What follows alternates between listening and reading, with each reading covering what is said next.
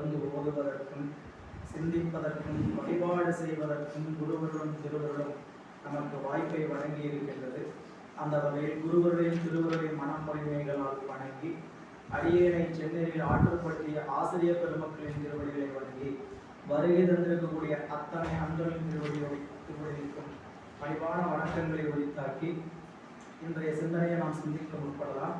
நண்பர்களே, எம்பிரான் தெய்வ சேக்கிழார் பெருமான் திருவாய்மலர்ந்தல் இருக்கக்கூடிய இந்த ஞான நூலில் நாம் சென்ற வகுப்பில் கடுத்தாட்கொண்ட புராணத்தை சிந்திக்க தொடங்கி இருக்கின்றோம்.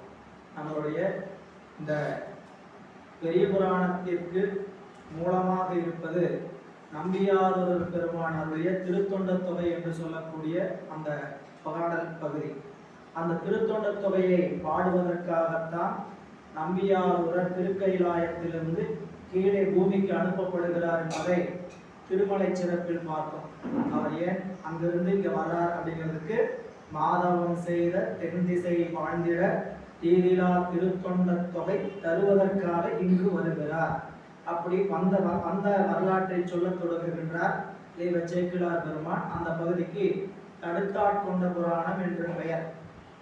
ஏன் இப்படி ஒரு பெயர் வந்ததுங்கிறது அப்பயே வகுப்பிலேயே பார்த்தோம். இறைவனை மேலே திருக்கைலாயத்திலிருந்து கீழே செல்ல சொல்லி இறைவன் உத்தரவிட்ட போது சுந்தரமூர்த்தி சுவாமிகள் இறைவனிடத்து ஒரு விண்ணப்பம் வேண்டுகின்றார். சுவாமி, பூமிக்கு போறேன், அங்க பூமி என்னை மயக்கம் செய்யும், நான் மயங்கி நிற்கிற அன்று நீங்கள் சரியாக வந்து என்னை தடுத்து ஆள வேண்டும் என்று ஒரு விண்ணப்பத்தை வைக்க, அந்த விண்ணப்பத்தினுடைய தொடர்ச்சியாக இந்த பகுதியில இறைவன் சுந்தரமூர்த்தி சுவாமிகளாகிய நம்பியாரூரர் பெருமானை தடுத்தாட்கொள்ள இருக்கிறார். அதனால் இந்த பகுதிக்கு தடுத்தாட்கொண்ட புராணம் என்ற பெயர் அமைந்தது. அந்த வகையில நமக்கு திருமுனைப்பாடி நாட்டில் திருநாவலூர் என்ற திருத்தலத்தில் ஆதிசைவர் என்று சொல்லக்கூடிய வகையில் இசைஞானியாருக்கும் சடையனாருக்கும் திருமகனாக வந்து தோன்றுகிறார் நம்பி ஆரூரர். அப்படி தோன்றியவர் வளர்ந்து வருகின்ற வேளையில் அவருக்கு 3 வயது இருக்கும் போது நாடு வாழ் அரசர் கண்டு அவர் மீது காதல் கொண்டு இந்த குழந்தையை மகவாக, அதாவது மகன்மை கொடை பெற்று வளர்ப்பு மகனாக வளர்க்க வேண்டும் என்ற விருப்பத்தோடு நம்பியாரூரரை சடையனாரிடம் அன்பு கொண்டு வேண்டி தன்னுடைய அரசவையில் வளர்த்து வருகிறார். அப்படி வளர்த்து வந்தபோது அவருக்கு 16 வயது வருகிறது. அப்பொழுது திருமண பருவம் எய்தியதனால் அவருக்குரிய மரபுக்குரிய ஆதிசைவ மரபில் சடங்கவி சிவாச்சாரியார் என்ற ஆதிசைவருடைய திருமகளாரை மனம் பேசுகிறார்கள். அந்த வகையில் நாம் சீர்மண பருவம் சேர்ந்தார் அப்படிங்கிற இடத்துல நிற்கிறோம். அதாவது பாடல் 5 பாடல் நிறைய பார்த்துருக்கிறீங்களா? 8 பாடல் பார்த்துருக்கிறோம். இன்னைக்கு 9வது பாடல் மற்றவன் அப்படின்னு பார்க்கணும். பெண் பார்க்க சென்றார்கள் பெரியவர்கள். சடங்கவி புத்தூர் சிவாச்சாரியாருடைய திருத்தலத்துக்கு போய் அவங்க பெண்ணை மனம் கேட்கிறார்கள். அவரும் சம்மதித்து மன ஓலை எழுதுகின்ற நிகழ்வானது நிகழ்கிறது. இன்றைய சிந்தனை 9வது பாடல். திருச்சிற்றம்பலம். மற்றவன் இசைந்த வார்த்தை கேட்டவர் வள்ளல் தன்னை பெற்றவர் தம்பால் சென்று சொன்னவன் பெருகு சிந்தை உற்றதோர் மகிழ்ச்சி எய்தி மனவினை உவந்து சாற்றி கொற்றவர் திருவர்க்கு ஏற்ப குறித்து நாள் ஓலை விட்டார். இப்பொழுது சடங்கவி சிவாச்சாரியாருக்கு இந்த திருமணத்தில் சம்மதம் என்பதை வந்து திருநாவலூரில் சடையனாருக்கு சொல்கிறார்கள். அவரும் அடடா மகிழ்ச்சி என்று சொல்லி இப்பொழுது திருமணத்திற்கு ஆக வேண்டிய வேலை பார்க்க வேண்டும். அதுல முதல்ல நாள் குறிக்க வேண்டும். பெண் வீட்டாரும் மாப்பிள்ளை வீட்டாரும் சேர்ந்து ஒரு நாளை குறிக்க வேண்டும். இப்பொழுது நம் நம்பியாரூரர் சாதாரண ஒரு ஆதிசைவருடைய மகன் அல்ல. சாதாரணம்னா ஒரு குடும்பத்தில் இருக்கக்கூடிய 2 குடும்பம் சேர்ந்து முடிவு பண்ற அளவுக்கு ஒரு நபர் அல்ல. இவர் எப்படிப்பட்டவர்? நாடு வாழ் அரசருக்கு வளர்ப்பு மகனாக வளர்ந்து வருபவர். அதனால ஒரு நாட்டோடைய ராஜாவுக்கு பிள்ளைன்னா அந்த நாட்டோடைய ராஜாவுக்கு உரிய தேதியை முடிவு பண்ணணும். அவருடைய அலுவலுக்கு தகுந்த மாதிரி ஒரு நாளை குறித்து மணநாள் ஓலை செலவிட்டார். பாடல் பார்த்தீங்கன்னா மற்ற அவன் இசைந்த வார்த்தை கேட்டவர். அவங்க சடங்கவி சிவாச்சாரியார் எனக்கும் சம்மதம் என்று சொன்னதை கேட்ட நம் சடையனார் வள்ளல் தன்னை பெற்றவர் தம்பால் சென்று சொன்னவன். வள்ளல் இங்கு நம்பியாரூரர். நம்பியாரூரை பெற்றவராகிய சடையனாரிடத்தில் சென்று சொன்னபின் பெருகு சிந்தை உற்றதோர் மகிழ்ச்சி. மகிழ்ச்சி, சந்தோஷம், ரெண்டு குடும்பமும் ஒத்து செல்கிறது அப்படிங்கிற மகிழ்ச்சியோடு மனவினை உபந்து சாட்சி பெரியவங்ககிட்ட எல்லாவற்றும் சொல்லி அந்த சம்மதத்தை பெற்ற பிறகு கொற்றவர் திருவிற்கேற்ப குறித்த நாள் ஓலை விட்டார். கொற்றவர் அரசன், வளர்ப்பு தந்தையாக இருக்கக்கூடிய நின்றசீர் நெடுமாற நாயனாருடைய நரசிங்கமுனையருடைய சம்மதத்தை பெற்று அவர்களுக்குரிய நாளையும் பெற்றுக்கொண்டு மணநாள் ஓலை என்று சொல்லக்கூடிய திருமண அழைப்பிதழ் எழுதி அங்கு விடுகிறார்கள். மீண்டும் சடங்கவி சிவாச்சாரியார் இல்லத்திற்கு அனுப்புகிறார்கள். மங்களம் பொலிய செய்த மனதினை ஓலை ஏந்தி அங்கையல் கண்ணினாரும் ஆடவர் பலரும் ஏந்தி பொங்கலர் சோலை மூதூர் புரிகினார். எதிரே வந்து பங்கைய வதனி மாறும் மைந்தரும் பணிந்து கொண்டார். இப்போ திருமண ஓலையை எடுத்துக்கொண்டு நேர அப்படியே சடங்கவி சிவாச்சாரியோட திருத்தலமான திரு மணமங்கபுத்தூருக்கு செல்கிறார்கள். மாப்பிள்ளை வீட்டை சேர்ந்தவங்க எப்படி போனாங்க அப்படிங்கும்போது மங்களம் பொழிய செய்த மணவினை ஓலை ஏந்தி. இப்போ அழைப்பிதழ் தயார். இப்போ இன்னைக்கு மாதிரி காகிதத்தாள் அச்சல்ல, மணவிலை ஓலை எழுதுனாங்க. ஓலை எப்படி மங்களம் பொழிய ஆகும்னு கேட்டீங்கன்னா மஞ்சள் பூசினால் மங்களம். அடுத்தது இறைவனுடைய திருவடியில் வைத்து வழிபட்டால் மங்களம். இப்படி மங்களம் பொலிய செய்த மணவினை ஓலையை ஏந்தி கொண்டு இங்கு திருநாவலூரிலிருந்து புறப்பட்டவங்க யாரான்னு கேட்டீங்கன்னா அங்கையர் கண்ணினாரும் ஆடவர் பலரும் என்று. அங்கையர் கண்ணி மீனாட்சி, மீன் போன்ற கண்களை உடையதனால் அங்கையர் கண்ணி. அழகிய கயல் போன்ற கண்களை உடையதனால் அங்கையர் கண்ணி. பல பெண்கள் சேர்ந்தார்கள், மங்கள பெண்கள். ஆடவர் பலரும் சேர்ந்து கொண்டு இதோ புத்தூர் நோக்கி செல்கிறார்கள். அப்படி போன போது அப்படியே செய்தி புத்தூருக்கு அனுப்பப்படுகிறது. இப்படி மாப்பிள்ளை வீட்டுல இருந்து பத்திரிக்கை கொண்டு வராங்கப்பா அப்படின்னு நாங்களும் அப்படி வீட்டில இருந்து வாங்கலாமா? அவங்களும் எதிரே வந்து என்ன செய்தார்களா, நேராக பல பெண்களும் ஆடவர்களும் ஈண்டி வந்து அது மூணாவது வரையில பொங்கல சோலை மூது குறுகினார். சடங்கவி சிவாச்சாரியாரோட திருத்தலத்திற்கு சென்று சேர்கிறார்கள். அங்க இருந்து எதிரே வந்து பங்கைய வதனி மாறும் மைந்தரும் பணிந்து கொண்ட. பங்கயம் தாமரை போன்ற முகம். அங்க என்ன சொன்னாங்க? அழகிய கயல் போன்ற கண்களை உடைய பெண்கள் சொன்னார். இங்கே பங்கயம் தாமரை போன்ற முகத்தை உடைய பெண்களும் ஆடவரும் வந்து எதிரே வந்து இந்த மணவிலை பத்திரிகையை ஏந்துகிறார்கள். மகிழ்ச்சியால் மனமி கூறி மங்கள வினைகள் எல்லாம் புகழ்ச்சியால் பொழிந்து தோன்ற போற்றிய தொழிலராகி இகழ்ச்சி ஒன்றாலும் இன்றி ஏந்து பூமாலை பந்த நிகழ்ச்சியில் மைந்தர் ஈண்டி நீர் முளையே சாத்தினார்கள். இப்போ திருமண பத்திரிகை வீட்டுக்கு வந்தாச்சு. யார் வீட்டுக்கு? பொண்ணு வீட்டுக்கு வந்தாச்சு. பொண்ணு வீட்டுக்கு திருமண ஓலை வந்த பிறகு எல்லோருக்கும் அவர்களும் மகிழ்ச்சியாக அறிவிப்பு செய்யறாங்க. அது வரைக்கும் பெருமையை எல்லாத்தையும் விரிவா சொல்லலை. நெருங்கிய உறவுகள்கிட்ட மட்டும் ஃபர்ஸ்ட் சர்க்கிள் அப்படி சொல்லுவோம் இல்லையா, அவங்ககிட்ட கூட சொன்னாங்க. இப்போ திருமண ஓலை வந்தது, எல்லாருக்கும் மணமங்கபுத்தூர்ல எல்லாருக்கும் ஓலை அனுப்பப்படுகிறது, மணவிலை ஓலை. அதான் சொல்ற மகிழ்ச்சியால் மனமி கூறி மங்கள வினைகள் எல்லாம். திருமண ஓலை வந்தவுடன் சடங்கவி சிவாச்சாரியாருக்கு மகிழ்ச்சி உறுதி பெற்றதனார். ஏன்னா இந்த உறுதி பேசுகின்ற வரைக்கும் திருமணம் என்ன ஆகும், பேச்சுவார்த்தை என்ன ஆகும் பயந்துகிட்டே இருப்பாங்க. சரிங்களா? பேச்சுவார்த்தை நடக்கும், போவாங்க வருவாங்க. ஆனா உறுதிக்கு வார்த்தை சொல்லி ஓலை எழுதினால்தான் அந்த மகிழ்ச்சி. அதனால மகிழ்ச்சியால் மனமே கூறி மன விழா நிகழ்ச்சியெல்லாம் மிகுந்து தோன்ற மங்கள வினைகள் எல்லாம். மங்கள வினைகள் என்ன?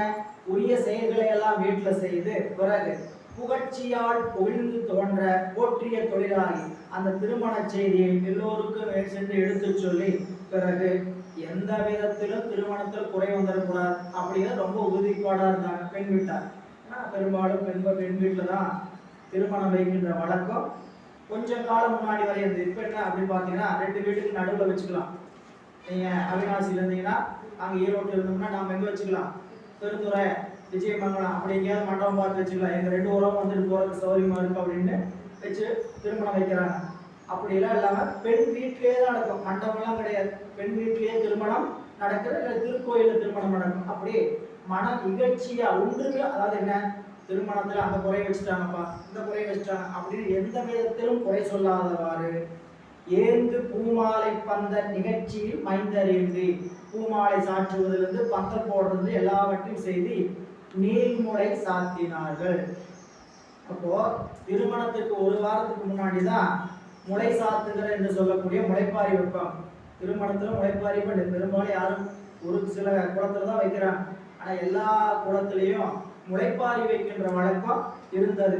அது முளைப்பாரி 1 வாரத்துக்கு முன்னால புற்றுமண்ணில் இருந்து எடுத்து அதில் நவதானியங்களை வைத்து பால் ஊற்றி அதை முளைத்து வருகின்ற வேலையில மேடையில கொண்டு வந்து மணவேலை நடக்கக்கூடிய இடத்துல கொண்டு வந்து சுற்றி வைத்திருப்பார்கள். இது போல மணமக்களுடைய வாழ்க்கை வளர்ந்து ஓங்க வேண்டும் என்பதற்காக அப்போ முதல்ல பந்தல் போடுற நிகழ்ச்சி, நீர்முளை சாத்துதல். நீர்முளைனா அங்குரார்ப்பணம், அங்குரார்ப்பணம்ங்கிறது நீர்முளை சாற்றுதல். அப்படி நீர்முளை சாற்றினார்கள்.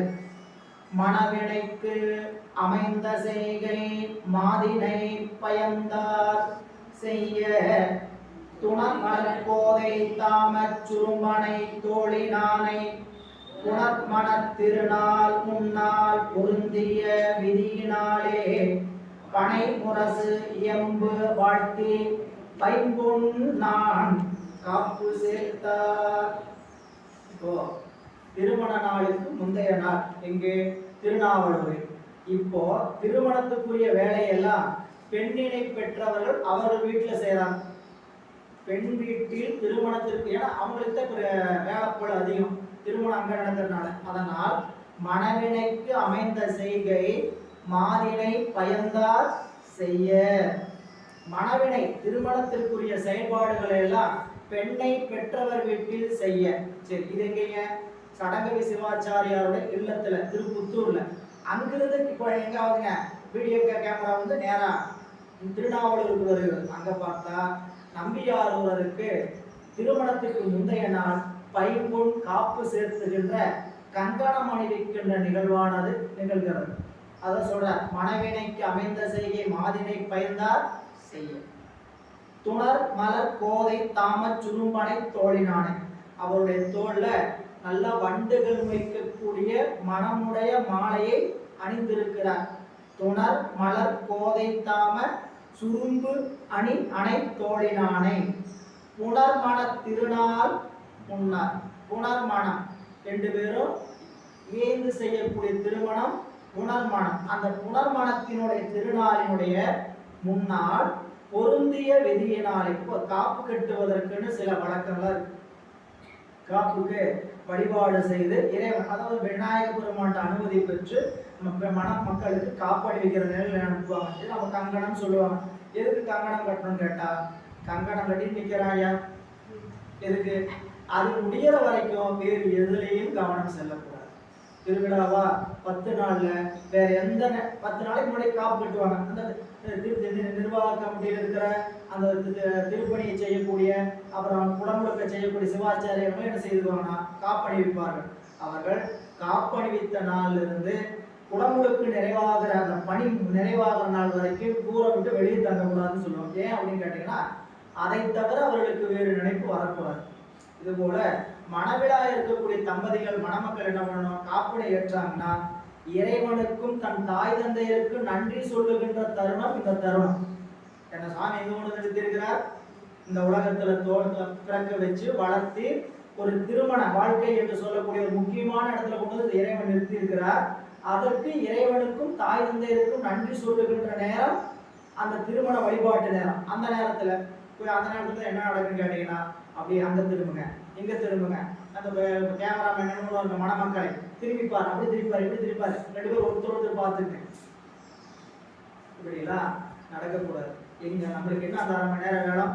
சாமி அஞ்செழுத்து மந்திரத்தை சொல்லி இறை வழிபாட்டில் உகந்து இருக்க வேண்டிய நேரம் அந்த நேரம். எனவே மன புனர்மனை திருநாள் முன்னால் பொருந்திய விதியினாலே பனை முரசு இயம்ப வாழ்த்தி வாத்தியங்கள்லாம் இயக்கி வாழ்த்தி நீள்முறை பைம்பொன் 4 காப்பு சேர்த்தார்.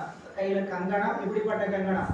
தங்கத்தினால் செய்யப்பட்ட கங்கணம். அவருடைய மன்னவருடைய மகன், அதனால நம்ம பழக்கம் எப்படி வச்சிருக்கோம்னு கேட்டீங்கன்னா, மஞ்சள் கயிறுல மஞ்சள் வச்சோ அல்லது பொன்னரிசி சுத்தி வெற்றிலை பாக்குல சுத்தியோ வழக்கம் வச்சிருக்கிறோம். அந்த வகையில பைம்பொன் 4 காப்பு சேர்த்தார்.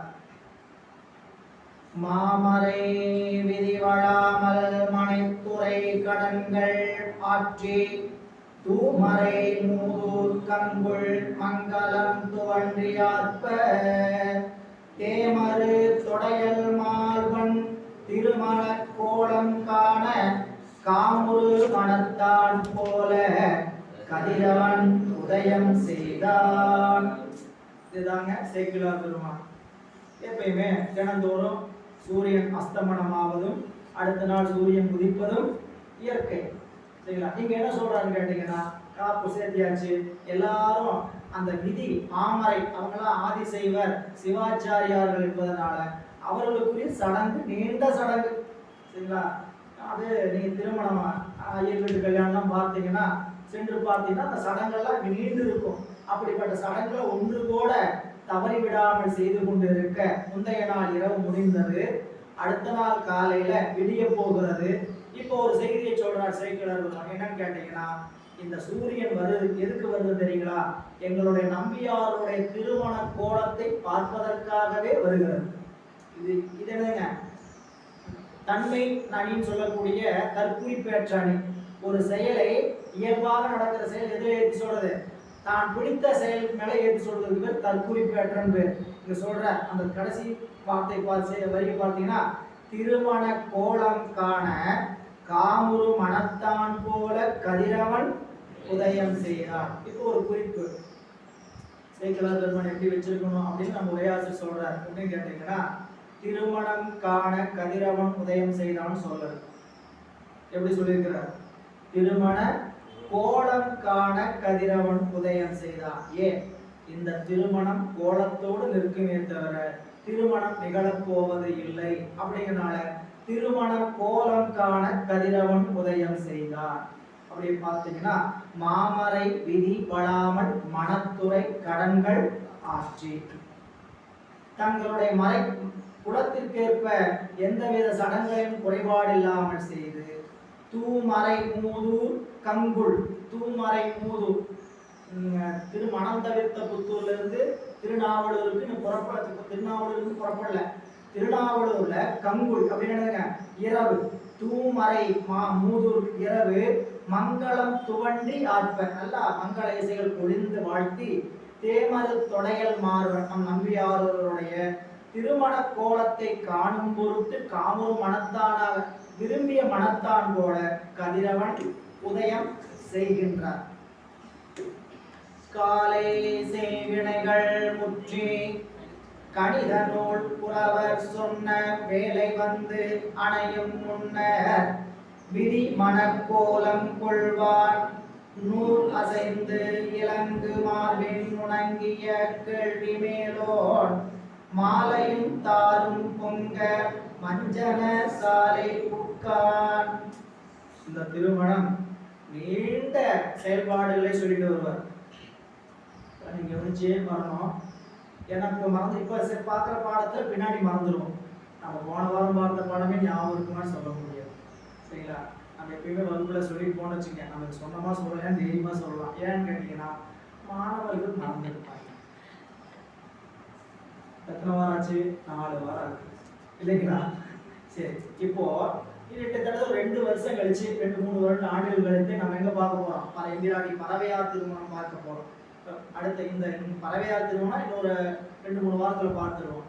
இங்க நடக்க போகாத திருமணம். இந்த திருமணம் எப்படிப்பட்ட திருமணம்? நிற்க போகிற திருமணம். இந்த திருமணத்துக்கு சாமி வந்தாரு, நீர்முனை சாத்தினாங்க, கங்கணம் கட்டினாங்க, பிறகு அவருக்கு அலங்காரம் செஞ்சு மஞ்சன சாலை குடிக்க வச்சாங்க. இப்படி பலவாறு நீட்டிட்டு போவார்.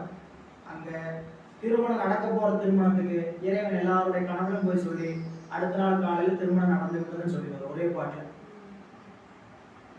இல்ல இப்போ நம் நம்பியார் திரு மஞ்சன சாலை புக்கான் அப்படின்னு புலிகள் அறைக்கு போறாருங்க. அவ்வளவு. இப்ப அந்த செய்தியை சொல்லும்போது எப்படி சொல்றாரு பாத்தீங்கன்னா, காலை செய் வினைகள் முற்றி, முகூர்த்தத்துக்கு தயாராகிறாங்க.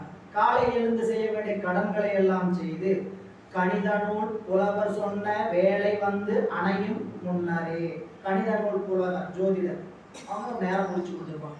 நேரம் குறிச்சு கொடுக்கறத வாங்கிட்டு வந்து நம்ம அந்த நிகழ்ச்சிக்காரங்க சொல்றது இருக்குது பாருங்க. அடேங்க அப்பா, ஐயா 5:31 கொடுக்க சொல்லிக்கிறாங்க. 30க்கு கொடுத்துறாதீங்க, 32க்கு கொடுத்துறாதீங்க, 31க்கு கொடுக்குறாங்க. சரி, அந்த ஓரை குடிச்சிட்டு வராது இல்லைங்களா? ஜாதகம் பார்த்து ஒரு 5:30 6னா ஒரு நல்ல நேரம் பார்த்து கொடுக்குறது. அந்த நேரத்தை சில பேர் எப்படி வச்சிருப்பாங்க இல்லைங்கன்னா, சரியான நேரத்தை குறித்து செய்ய வேண்டும் அப்படி ஒரு வரைமுறை வச்சிருப்பாங்க. இப்போ கணித நூல் புலவர் சொன்ன அந்த நேரம் வந்து வரும் முன்னரே அப்படின்னாங்க, முகூர்த்தத்துக்குரிய நேரம் வர்றதுக்கு முன்னால என்ன செய்தார்கள்? விதி மனக்கோலம் கொள்வார். விதியினால் மனக்கோலம் கொள்ள போகிற திருமணம் இந்த திருமணம். இங்க திருமணத்தை என்ன பண்ணலை, திருமணத்துக்கான கோலத்தை தான் இங்க கொள்கிறாரே தவிர திருமணத்தை இருக்கவில்லை. எனவே விதி மனக்கோலத்தை செய்யும் பொருட்டு நூல் அசைந்து இலங்கு மார்பராகிய நூல் அணிந்திருக்கக்கூடிய மார்பராகிய நம் நம்பியாரூரர் நுணங்கிய கேள்வி மேலான். எப்படிப்பட்டவர்? நுணங்கிய கேள்வி மேலான். இதை நீங்க நல்லா கவனிக்கணும். என்னன்னு கேட்டீங்கன்னா, சில பேருக்கு படிப்பு வராது, புரியல, கேள்வி ஞானம் உயர்ந்தது. நீங்க படிக்கிறத விட ரொம்ப ஒரு சிறப்பான விஷயம் என்ன கேட்டீங்கன்னா கேட்பது. சரிங்களா? அதனாலதான் செல்வத்துள் செல்வம் செவி செல்வம். செல்வம் செவி எப்படிப்பட்ட செல்வம்? செல்வத்துள் செல்வம் செவி செல்வம், அச்செல்வம் செல்வத்துள் எல்லாம் தலை. ஏன் அப்படி சொன்னான்னு கேட்டீங்கன்னா, படித்து ஒரு 10 மணி நேரம் படிச்சு புரிஞ்சுறத 1 மணி நேரத்துல அப்படியே எசன்ஸா கையில காதல் உள்ள அனுப்பிச்சிடலாம், அறிவுல அனுப்பிச்சிடலாம். அதனாலதான் பள்ளியில பாடத்திட்டம் எப்படி வச்சிருக்கான்னு கேட்டீங்கன்னா, ஆசிரியர் சொல்லித்தர மாணவர் கேட்க. சரி, இவ்வளவு நாகரிகம் வளர்ந்த காலத்துல எல்லாருக்கும் இந்த ஒரு மாசத்துக்குரியதை என்ன கொடுத்துறோம்? பென் டிரைவரா கொடுத்துறோம், உங்களுக்கு எல்லாம் காப்பி பண்ணி கொடுத்துறோம். வீட்டுல என்ன பண்ணுங்க, போட்டு பார்த்து படிச்சுங்கன்னு கேட்டா படிக்க முடியாது. புத்தகம் கொடுத்துட்டாங்க, படிக்க முடியுமான்னு கேட்டா அறிவு. அப்ப ஆசிரியர் சொல்லும் போது அறிவுகளை கேட்பது இருக்குது பாருங்க. எப்பயுமே படிப்பதனால் ஒரு 25% அறிவுல பதியுதுன்னா, கேட்பதனால் 50% பதியும். அதனாலதான் அந்த செவிக்கு ரொம்ப இன்றியமையாத கொடுத்தாங்க. இந்த செவியினுடைய ஆற்றல் அளவில்லாத ஆற்றல். அதுக்கு ஒரு அதிகாரமே வச்சிருக்கிறார் வள்ளுவர். கேள்வின்னு ஒரு அதிகாரமே வச்சிருக்கிறார். சரிங்களா? அப்போ கேள்வி, நுணங்கிய கேள்வி மேலாம் ரொம்ப நுட்பமாக அனுபவம். அதனாலதான் பெரியவங்க வாழ்த்தும் போது கல்வி கேள்விகளில் சிறந்து விளங்குக. இப்படி விளங்க வேணும், கல்வி கேள்விகளில் சிறந்து விளங்க வேண்டும். அப்போ சுவாமியை சொல்லுவார், இந்த காதுல என்ன சொன்னாலும் ஏறாத ஜென்மம் சில பேர் இருக்கிறாங்க. ஏன் அவ்வளவுதான் சொல்றான்னு கேட்டீங்கன்னா, துளையில்லா செவி தொண்டர்கள். இந்த காதல் ஓட்டை இருக்குது உனக்கு, ஆனா என்ன இல்லை, இந்த செய்தியை உள்ள வாங்குற அறிவு உன்னிடத்துல இல்லை. ஏன் அப்படி சொல்ல கேட்டீங்கன்னா, இந்த உடம்பு எப்படிப்பட்ட உடம்பு? இறைவன் கொடுத்திருக்கக்கூடிய கிஃப்ட். மனித பிறப்புங்கிறது இறைவன் கொடுத்த ஒரு கொடை. இந்த கொடையை நீங்க என்ன பண்றீங்க? இளமை காலத்தை பூரா வீணடிச்சிட வேண்டியது. இளமை காலத்தை பூரா எதுல? உலகில வச்சு. இளைய காலம் எம்மானை எதிடா இளைய காலம், துளையில்லா செவி தொண்டர்கள் நும் உடல் வளையும் காலம், வளஞ்சுழி ஈசனை கலைகண்ணாக கருதி விரும்பினேன். இந்த உடம்பு இளமையா இருக்கும் போது இறைவனை சென்று வழிபாடு செய்யாத நீ, உன்னுடைய உடம்பு வளைந்து கூண் விழுகின்ற காலத்துல போய் இறைவனை வழிபட்டு என்ன செய்ய போகிறாய்? புரியல? அப்போ காலம் உண்டாகவே காதல் செய்து ஒய்ய வேண்டும். ஏன் சொன்னான்னு கேட்டீங்கன்னா, நீங்க நாளைக்கு வழிபாடு செஞ்சுக்கலாம், நாளானிக்கு செஞ்சுக்கலாம் அப்படின்னு காலத்தை தள்ளி போனீங்கன்னா எதுவும் உத்தரவாதம் கிடையாது. அதனால இன்று பெருமான நாம் என்ன பண்ணணும்? வழிபாட்டை இன்னைக்கு விட்டா என்னாச்சுன்னா, பேசாத நாளெல்லாம் பிறவா நாளே, பேசாத நாளெல்லாம். எனவே நம்பியாரூர் பெருமான் திருமண கோலத்தை கொள்ளும் பொருட்டு நுணங்கிய கேள்வி மேலோராகிய அவர் மாலையும் தாரும் பொங்க மஞ்சன சாலை புக்கான். மஞ்சன சாலை தீர்த்தமிட்டு குளிப்பதற்கான இடம்.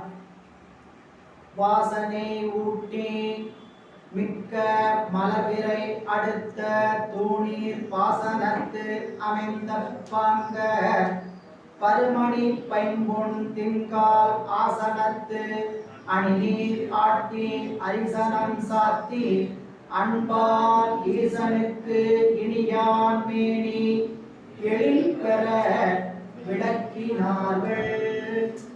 அப்படியே அவர் குளிப்பாட்டுறாங்க. யார்? அங்க இருக்கக்கூடிய பணியாள். அவர் ராஜாவுடைய இளவரசன் கூட தகுதிக்குடையவர். அதனால அவரை குளிப்பாட்டுறாங்க. எப்படிப்பட்டவர் அப்படின்னு கேட்டா, ஈசனுக்கு இனியான் மேனி எழில் பெற விளக்கினார்கள். இவருடைய உடம்பு எப்படிப்பட்ட உடம்புன்னு கேட்டா, சிவபெருமானுக்கு விரும்புகின்ற திருமேனி நம்மளுடைய சுந்தரமூர்த்தி சுவாமிகளுடைய திருமேனி. இறைவன் விரும்பி வா என்று அழைத்தவர் சுந்தரமூர்த்தி சுவாமிகளை. அதனால அவருடைய திருமேனியை என்ன பண்ணாங்களாம், திருமஞ்சன சாலையில் குளிப்பாட்டுகிறார்கள் என்ற செய்தி எப்படி சொல்றார்? ஈசன் அன்பால் ஈசனுக்கு இனியான் மேனி எழில் பெற விளக்கினார்கள். நல்லா ஜம்முன் அவர் என்ன பண்றாங்க, மாப்பிள்ளைய தயார் பண்றாங்க. அப்படி அதான் சொல்றார்.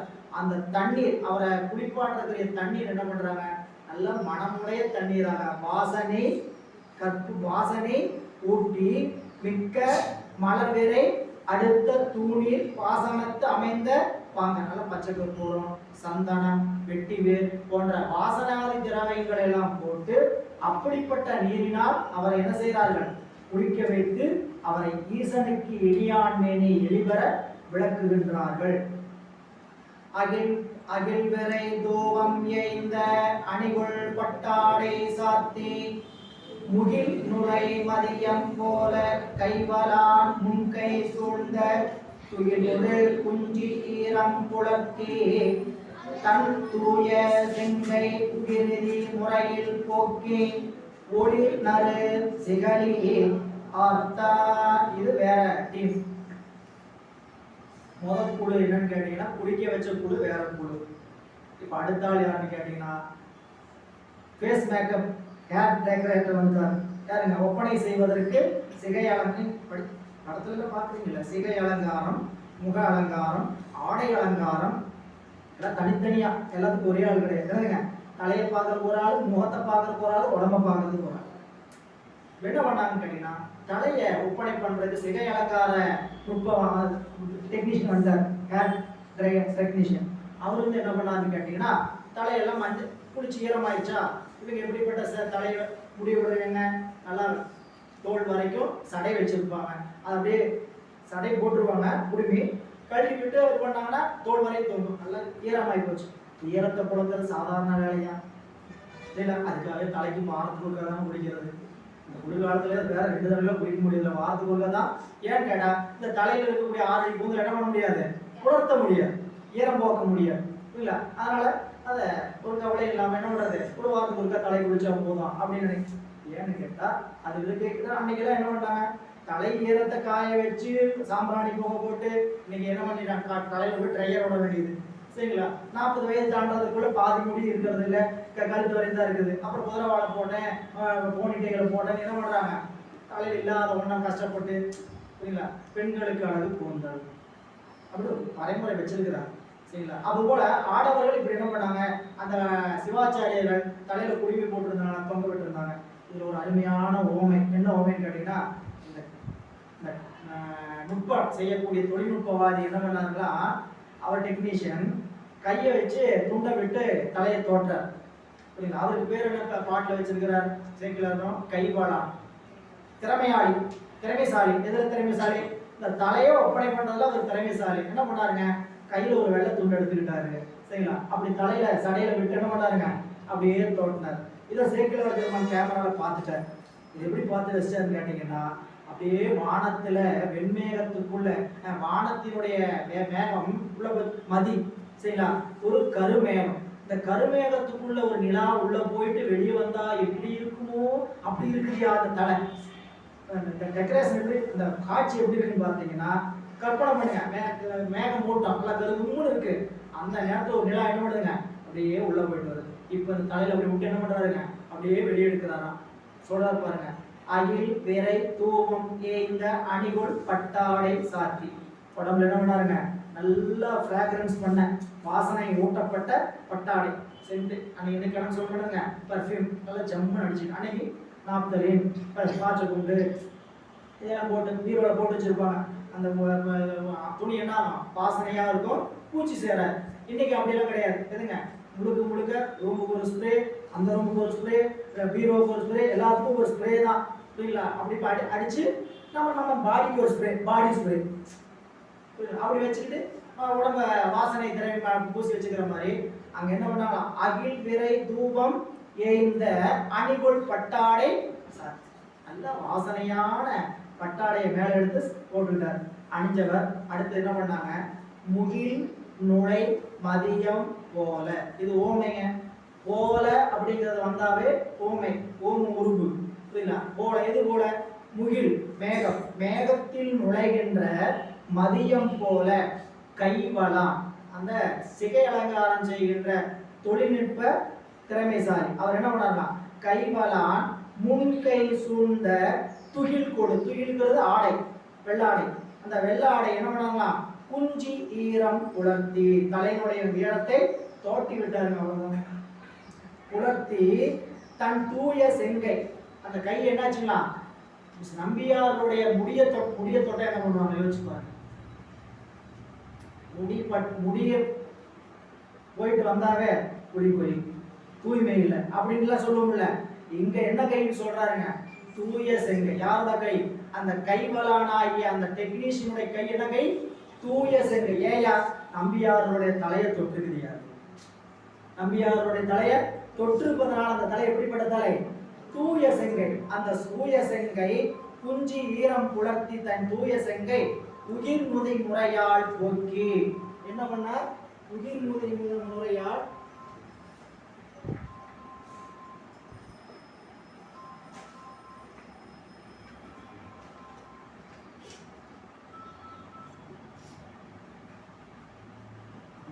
யாரும் போக மாட்டாங்க, கம்பெனிக்காக மாட்டாங்க.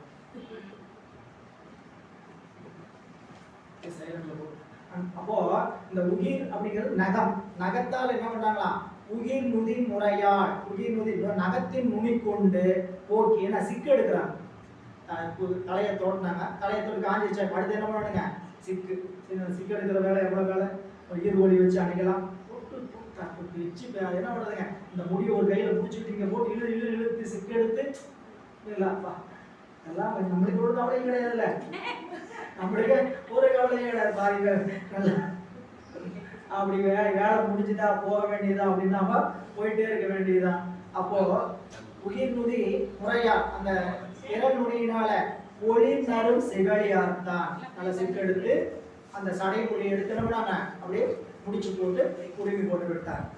பிறகு தூணரும் பசுங்கற்பூரம் சுண்ணத்தால் பண்ணப்போதில் ஆன தன் பணி நீர் கூட்டி அமைத்த சந்தடச் சேரும் மாட்டி மான்மத சாந்து தோய்ந்த மங்கள கலவை சாத்தி பான்முறை முன்னூல் மின்ன பவித்திரம் சிறந்த கையால். என்ன அடுத்தது பண்ணாங்க, மேல ஆடை போட்டு விட்டாச்சு, முடி பண்ணியாச்சு. உடம்புக்கு என்ன பண்ண அடுத்தது, நல்ல வாசனை திரவியங்கள்லாம் பூசணும். உடம்புல சந்தனம் செவ்வாறு எல்லாத்தையும் எடுத்து அப்படி என்ன பண்ணாங்க, குங்கும கலவை கஸ்தூரி இதெல்லாம் எடுத்து மேல என்ன பண்றாங்க, அப்படியே நம்ம எல்லாமே இந்த காலத்துல என்ன சொன்னா புரியுமோ அதை சொல்றேன், சரிங்களா?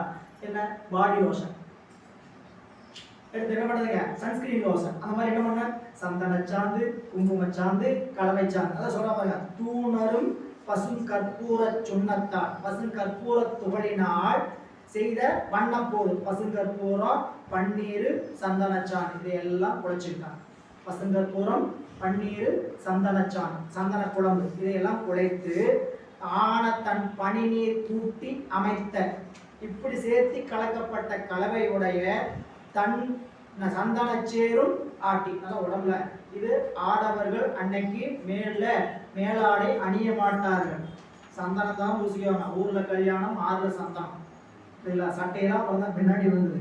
இவங்க மேலே அப்படி போட்டால் துண்டு தான் போட வழக்கம். உடம்புல சந்தனம் போட்டு மறைச்சிடுவாங்களே தவிர அந்த மேலாடை இந்த சட்டையை வழக்கம்லாம் இல்லை, துண்டு போத்திட்டு போ. அப்போ இந்த உடம்புல சந்தனச்சேறு ஆட்டி மான்மத சாந்து தோய்ந்த மங்கள கலவை சாத்தி, மான்மத சாந்து மானிலிருந்து பெறப்பட்ட கஸ்தூரி, அந்த கஸ்தூரியும் கலக்கப்பட்ட கலவைகளை சாத்திய பான்முறை மின்ன பவித்திரம் சிறந்த கையா. என்னன்னா கையில பவித்திரம் மோதிரம் அணிகிறார்கள்.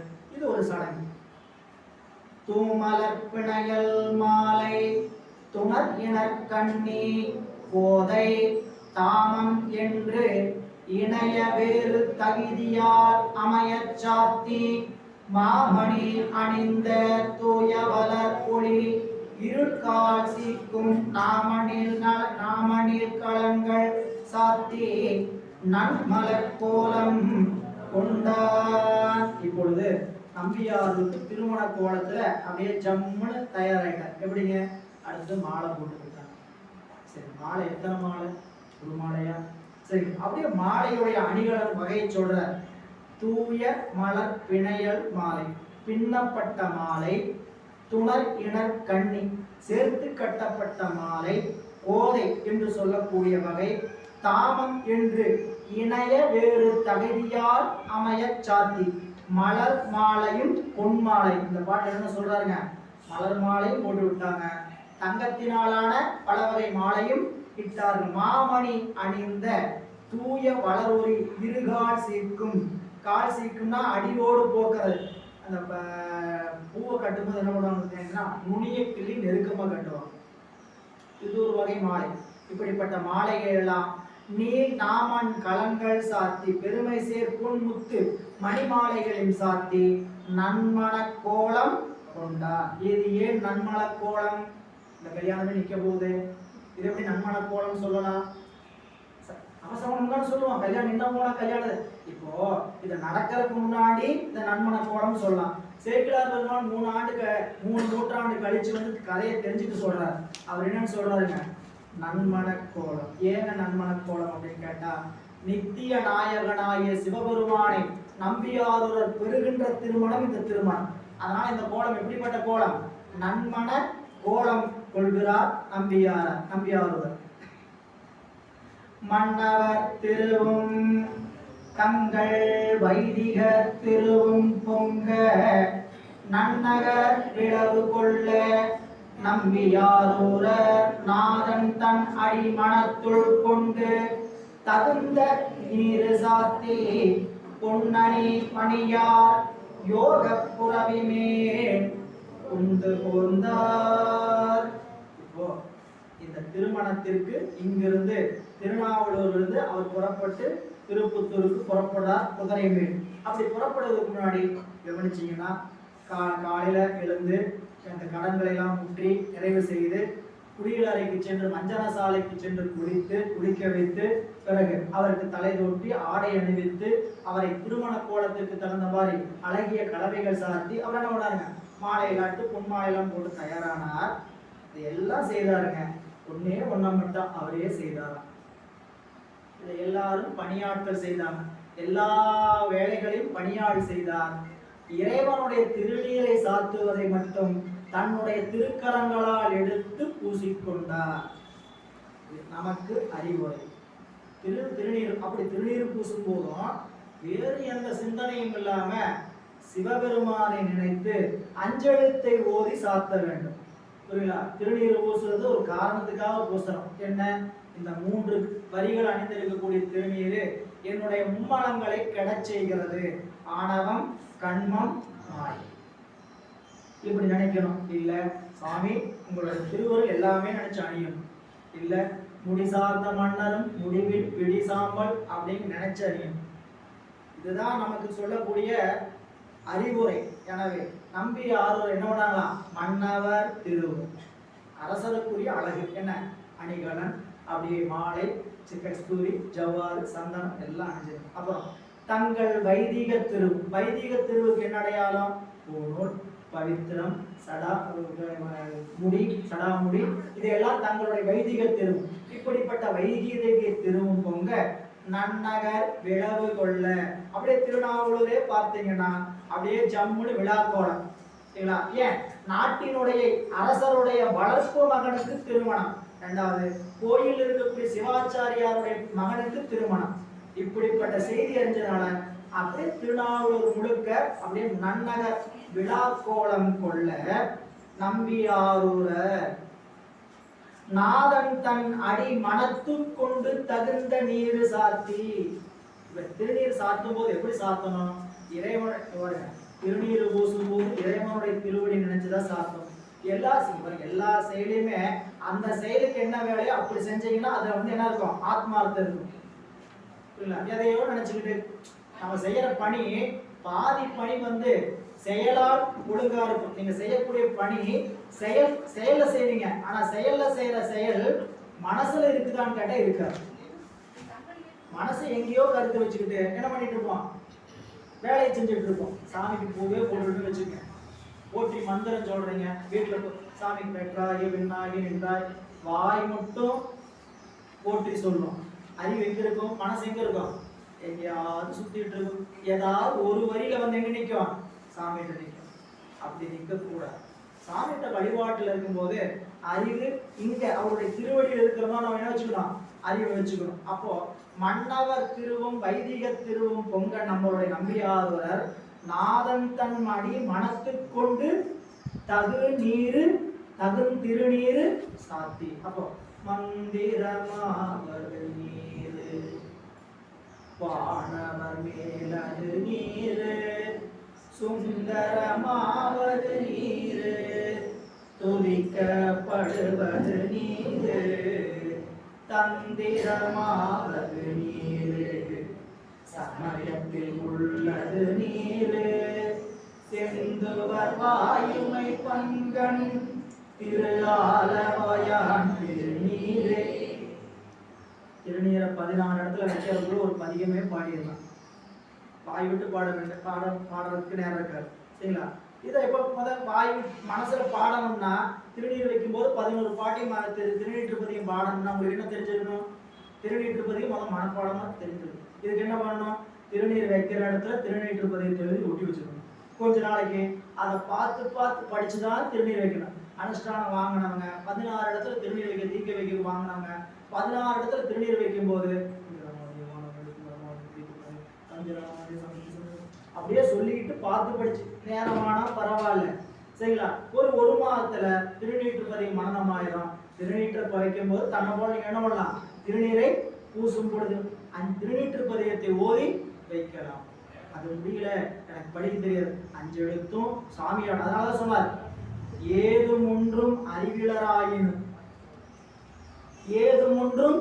அறிவிலராயினும் ஓதி 5 எழுத்து உணர்வார்கட்கு வேதமின்றி அவரவர் உள்ளத்தே மாதும் தாமும் மகிழ்வர் மாற்பேர். அப்ப 5 எழுத்தை சொல்லி இறைவனுடைய திருநீரை சாத்தி மகிழ வேண்டும். அதை நான் நம்பியாரூரர் அடுத்தவங்களை செய்ய விடாம தானே தன்னுடைய திருக்கரங்களால் எடுத்து பெருமானுடைய திருவடியை இணைந்து பூசிக்கொண்டு அங்கிருந்து எப்படி புறப்பட்டார்னா பொன்னணி மார்பர் யோக புறவி மேல் கொண்டு போன்றார். புறவி என்பது குதிரைங்க. புறவினா குதிரை. எப்படிப்பட்ட குதிரையில போனார்? யோக புறவி. என்ன யோக புறவினா நம்பியாரூரர் இந்த உலகுக்கு யோக நெறியை உணர்த்த வந்தவர் என்பது நம் நூல்கள் காட்டுவது. 4 பெருமக்களும் எம்பிரான் திருஞான சம்பந்த பெருமான் சரியை நெறியை உணர்த்த வந்தவர், எம்பிரான் திருநாவுக்கரசு பெருமான் கிரியை நெறியை உணர்த்த வந்தவர், எம்பிரான் நம்பியாரூர் பெருமான் யோக நெறியை உணர்த்த வந்தவர், எம்பிரான் மாணிக்கவாசக பெருமான் ஞான நெறியை உணர்த்து வந்தவர் அப்படின்னு தனித்தனியா சொல்லப்படும். ஆனா அப்படி கிடையாது. 4 பெருமக்களுமே 4 நெறிகளை நமக்கு காட்டுவதற்காக தான் வந்திருக்கிறார்கள். அதுல சிறப்பாக நம் நம்பியாரூரர் யோகத்தை உணர்த்த வந்ததனால் அவர் யோக புறவி மேல் யோகத்தை குதிரையாக கொண்ட இன்னொரு வகையில வச்சீங்கன்னா இந்த யோகம் என்பது நமக்கு உள்ளே செல்கின்ற மூச்சுக்காற்று, அது குதிரையாக சொல்லப்படும். அப்படிப்பட்ட மூச்சுக்காற்றை தன்னுடைய உடல் கொண்டு புறப்பட்டு அங்கு புறப்படுகிறார் என்ற யோகத்தை வச்சு சொன்னாலும் சொல்லலாம். இப்போ திருமண ஊர்வலம் நடக்கிறது. மாப்பிள்ளை அழைப்பு. எம்பலத்து வைப்ப எங்கும் ஏத்தொழி எடுப்ப மாதர் நயந்து பல்லாண்டு போற்ற நான்மறை ஒளியின் ஓங்க வியந்து பார் விரும்ப வந்த வந்து விரவினார்க்கு இன்பம் செய்தே உயர்ந்த வாகன யாவனங்கள் மிசை கொண்டார் உடையர் ஆனார். நம்மள எங்க போயிட்டு இருக்கிறோம் கேட்டீங்கன்னா திருமணத்துக்கு போயிட்டு இருக்கிறோம். எங்க இருந்து? திருநாவலூர்ல இருந்து திருப்புத்தூர், மணமந்த புத்தூருக்கு திருமண ஊர்வலத்துக்கு புறப்பட்டோம். திருமண ஊர்வலத்தில் என்ன நடக்கும்? பாட்டிய வாசிப்பாங்க, ஆளாளுக்கு பேசிக்கிட்டு வருவோம். இதெல்லாம் நம்ம வீட்டு திருமணத்துல சரிங்களா? இந்த வாத்தியம் மட்டும் இல்லைன்னா பேசுறது மட்டும் ஒரு வாத்தியமா வெளியே தெரியும் சரிங்களா? ஒன்றும் சமாளிக்க முடியாது. இப்போ திருமணம் நிகழ்ச்சியில நீங்க இந்த கொஞ்ச நேரம் அந்த ஐயர் மந்திரம் சொல்றதையும் இந்த வாத்தியத்தில் எடுத்து வச்சுக்கோங்க. சுத்தி இருக்கிற உறவினருக்கு பேசுறத மட்டும் அப்படி எப்படி இருக்கும்? அது ஒரு வாத்தியமா ஓடிட்டு இருக்கும் சரிங்களா? அப்படிப்பட்ட வாத்தியம் எல்லாம் இல்லாம இப்போ எப்படிப்பட்ட வாத்தியம் கேட்டீங்கன்னா, அப்படியே கூட்டம் கூட்டமா திருநாவலூர்ல இருந்து அப்படி மணமந்த புத்தூருக்கு உறவினர்களும் எல்லாரும் நண்பர்களும் புறப்பட்டு அப்படியே போறாங்க. போகும்போது இயம்பல துவைப்ப, இயம்பல துவைப்ப, இயம்னா அப்படின்னு கேளுங்க இசை. இசைங்கிற வார்த்தைக்கு என்ன பேருங்க? இயம், வாத்தியம். வாத்தியம் அப்படின்னாங்க வாசிக்கின்ற, வாயில் வாசிக்கின்ற இயம் சரிங்களா? வாத்தியம். வாத்தியம் இயம்ப வாத்திய கருவிகளை நல்லா எப்படின்னா துவைப்ப நல்லா சப்தமா. என்ன? நான் ஒரு 10 செட் வாத்தியம் சரிங்களா? ஒரு செட் 2 செட் இல்லை, நல்லா ஜம்முன்னு 10 செட் வாத்தியம். வாத்தியம் அதான் இயம் பல துவைப்ப எங்கும் ஏத்தொழி எடுப்ப. வாழ்த்து ஒளி, ஏத்தொழி எழுதுங்க, வாழ்த்து ஒளி எல்லோரும் சொல்லி கொண்டு வர. மாதர் நயந்து பல்லாண்டு போன்ற பெண்கள் எல்லாம் பல்லாண்டு என்று சொல்லக்கூடிய மங்கள சொல்களை சொல்லி வர. நான்மறை ஒளியின் வாங்க, அவர் சிவாச்சாரியர்கள் எல்லாம் நான்மறை என்று சொல்லக்கூடிய வேதங்களை முழங்கி வர சொல்லி சுத்தி இருக்கிறவங்களாம் பார்த்து விரும்பும்படி வியந்து பார் விரும்ப வந்து விரவினார்க்கு இன்பம் செய்து. இதுதாங்க திருமணத்துல ரொம்ப முக்கியம் சரிங்களா? என்ன பிரச்சனை நம்மளுக்கு திருமணத்துல வரும்? வீட்டுல வந்து கூப்பிட்டாங்க, வந்தவங்கள வாண்டோட, கல்யாணத்துக்கு வந்தவங்கள வாண்டு கூட கூப்பிட்டாங்க. நாம நேரம் வரவேற்புல போயிருந்தா தானே தெரியும். நாம எந்த வழியா போயிருக்கோம்? நேரா சாப்பிடறதுக்கு பஃபேல போயிட்டு சாப்பிட்டு நேரம் மேடைக்கு வந்து வாழ்த்திட்டு கேமராவுக்கு தெரியாம வெளியே வந்தா. எங்க வந்தோம் எங்க போனோம் யாருக்கு தெரியும் இல்லையா? இப்போ வந்தவங்களை சரி அப்படியே கூட்டத்துல 1000 பேர் 2000 பேர்த்த கூப்பிட்டு இருக்கிறாங்களே, வீட்டுல வந்து நம்மளை கூட்டிட்டு போனா கூப்பிட்டவங்க மண்டபத்துல கூப்பிடாம போயிடுவாங்களா? நம்மளுடைய சிறுமை பண்பு என்னன்னு கேட்டீங்கன்னா, இப்படி எல்லாம் நினைத்து கொண்டு பிறரை குறை காணுவதில் ரொம்ப மும்மரமா இருக்கும். இருக்கிறதுலே நாம் சரி செய்து கொள்ள வேண்டிய முக்கியமான விஷயம்னா, என்னிடத்தில் என்ன குறை இருக்கிறது என்பதை பார்க்கறதுக்கு தான் இந்த உலகத்துக்கு வந்திருக்கிறோம். இந்த உலகத்துல நமக்கு வேலையே என்னன்னு கேட்டீங்கன்னா, அவர் என்ன முதல் வச்சிருக்கிறாரு, இவர் என்ன முதல் வச்சிருக்கிறாரு, இவர் என்ன வச்சிருக்கிறாருன்னு பார்க்கறதுக்காக இந்த உலகத்துக்கு வரவில்லை. என்னுடைய முதுகு தெரிஞ்சா, என்னுடைய முதுகுல என்ன இருக்குது, நான் எவ்வளவு குற்றங்கள் செய்யறேன், என்னை எப்படி சரி செய்து கொள்வது என்பதுதான் எனக்கு கொடுக்கப்பட்ட இந்த டாஸ்க். இந்த உலகத்துல எனக்கு கொடுக்கப்பட்ட டாஸ்க் என்ன கேட்டா, உனக்கு என்னென்ன குற்றம் போட்டிருக்குது அதையெல்லாம் கண்டுபிடிச்சு என்ன பண்ண சரி பண்ண. உன்னுடைய அதைத்தான் நீ பண்ணணும். அதை விட்டுட்டு நம்மளுடைய பார்வையை எப்படி இருக்கு கேட்டீங்கன்னா, பச்சை கண்ணாடி போட வேண்டியது சரிங்களா? பூரம் பச்சையா தெரியுது, பச்சையா தெரியுது. நமக்கு அந்த வேலையே இல்லை. நம்ம அடுத்தவங்க நீங்க பாருங்க, நம்ம அடுத்தவங்க குற்றத்தை பார்த்து ஏதாவது பிரயோஜனம் இருக்குதா? 10 பைசா பிரயோஜனம் இருக்குதா? இல்ல. வீட்டுல இருக்கு குடும்பத்துல இருக்கவங்களை பார்த்தா கூட உண்டு சரிங்களா? குடும்பத்துல இருக்க என் வீட்டுக்காரு, நம்ம வீட்டுக்காரு, என் மகன் பையன் இப்படி பண்றான் அப்படின்னு ஏதாவது நினைச்சா அதுல குற்றத்தை பார்த்தா நமக்கு ஏதாவது பயன்படும் புரியுங்களா? பக்கத்து வீட்டுக்காரங்க என்ன பண்றாங்க, எதுக்காக வீட்டுக்காரர் என்ன பண்றாங்க புரியுங்களா? அவங்க போட்டு போன புடவை எவ்வளவு விலை இருக்கும் புரியுங்களா? எப்படி வாங்கியிருப்பாங்க இந்த டைட்ல? நமக்கு என்ன ஆகும்? இதெல்லாம் என்னன்னு கேட்டீங்கன்னா, சிறுமையான அறிவு கொண்டு சிந்திப்பதனால் வருவது. நமக்கு அது வேலை அல்ல புரியுங்களா? மனதுல ஊருப்பட்ட குப்பைகள் வைத்திருக்கிறோம். அந்த குப்பைகளை எல்லாம் வெளியே நீக்காம சிவபெருமான் இங்க வந்து இருப்பாருன்னு நீங்க நினைச்சீங்கன்னா ரொம்ப கஷ்டம் சரிங்களா? சாமி நம்ம கூப்பிட்டா வரமாட்டேங்கிறார், நம்ம கேட்டா தரமாட்டேங்கிறாரே அப்படின்னா, இத்தனையும் தெரிந்தும் நம்ம கிட்ட வந்து என்ன செய்யறார்? அருள் செய்யறார். எதுக்கு? நம்ம குற்றம் செய்யறதே நம்ம தொழில் புரியுங்களா? அவருக்கு குற்றத்தை மன்னிக்கிறதே அவர் தொழில். நமக்கு என்ன தொழில்? குற்றத்தை செய்வதே நம் தொழில், குற்றத்தை மன்னிப்பதே அவர் தொழில். அதெல்லாம் பார்க்காம அவர் என்ன பண்றாங்க, நாம் கேட்கறதுக்கு வந்து சாமி அருள் செய்து கொண்டு இருக்கிறார். நீங்க உங்களுக்கு எப்பொழுதும் பெருமானுடைய துணை இருந்து கொண்டுதான் இருக்கும். அதை நாம விளங்கிக்கணும்னா நம்ம அறிவில் என்ன இருக்கணும் கூடாது, குற்றம் இருக்கக்கூடாது. எப்ப குற்றங்கள் நீங்குதோ அப்ப சிவபெருமான் நமக்குள்ள இருக்கிறாங்க வெளிப்பாடு நமக்கு தெரிய வரும். அப்போ இந்த குறைபாட அதை சொல்றாரு, வந்து விரவினருக்கு எல்லாம் இன்பம் செய்து வந்தவங்களுக்கு எல்லாம் என்ன தேவை வந்தாங்க, தங்களுக்கு எப்படி சௌரியம், அதுக்கு அறை போட்டு கொடுத்தோமா, காலையில் குளிக்கிறது வெந்நீரில் குளிப்பீங்களா, இந்த உங்களுக்கு வெந்நீர் எப்படி சாப்பிட்றது, உங்களுக்கு சாதாரண சாப்பாடு பரிதா இல்லை பத்திய சாப்பாடா ஏதாவது வேணுமா, என்னென்னலாம் எப்படி இதெல்லாம் நீங்க பார்த்தீங்கன்னா அது ஒரு கலை. நீங்க வந்தவங்களுக்கு சரியா உபசரிக்கிறது, அந்த உபச்சாரங்கிறது ஒரு வகையான ஒரு அது அவங்களுடைய கைவந்த அது எல்லா நாளையும் சரிவர செய்ய முடியாது. இப்படி வந்து விரவினருக்கெல்லாம் இன்பம் செய்தார்கள், செய்து எல்லோரும் திருநாவலூர்ந்து புறப்பட்டார்கள் மனமந்த புத்தூரை நோக்கி. இதுல அவரவர்களுக்குரிய வாகனங்கள் ஏற்பாடு செய்யப்பட்டது. அவங்க தகுதிக்கு தகுந்த மாதிரி குதிரையா அல்லது மாட்டு வண்டியா இல்ல வண்டி எப்படி வச்சு போகணும் அப்படி சேர்த்து எல்லாரும் மனமந்த புத்தூரை நோக்கி செல்கிறார்கள்.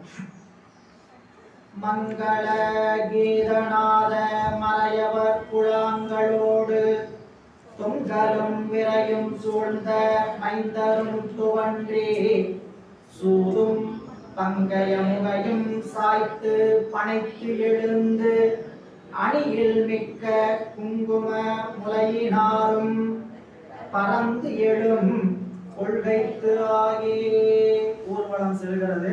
இந்த ஊர்வலத்தை அப்படியே மேல இருந்து ட்ரோன் கேமரால எடுக்கிறாங்க. ஹெலிகாப்டர் கேமரா எடுத்தா என்ன தெரியுது, கூட்டம் கூட்டமா ஒரு பக்கம் பெண்கள் வர்றாங்க, ஒரு பக்கம் ஆண்கள் கூட்டம் கூட்டமா வராங்க.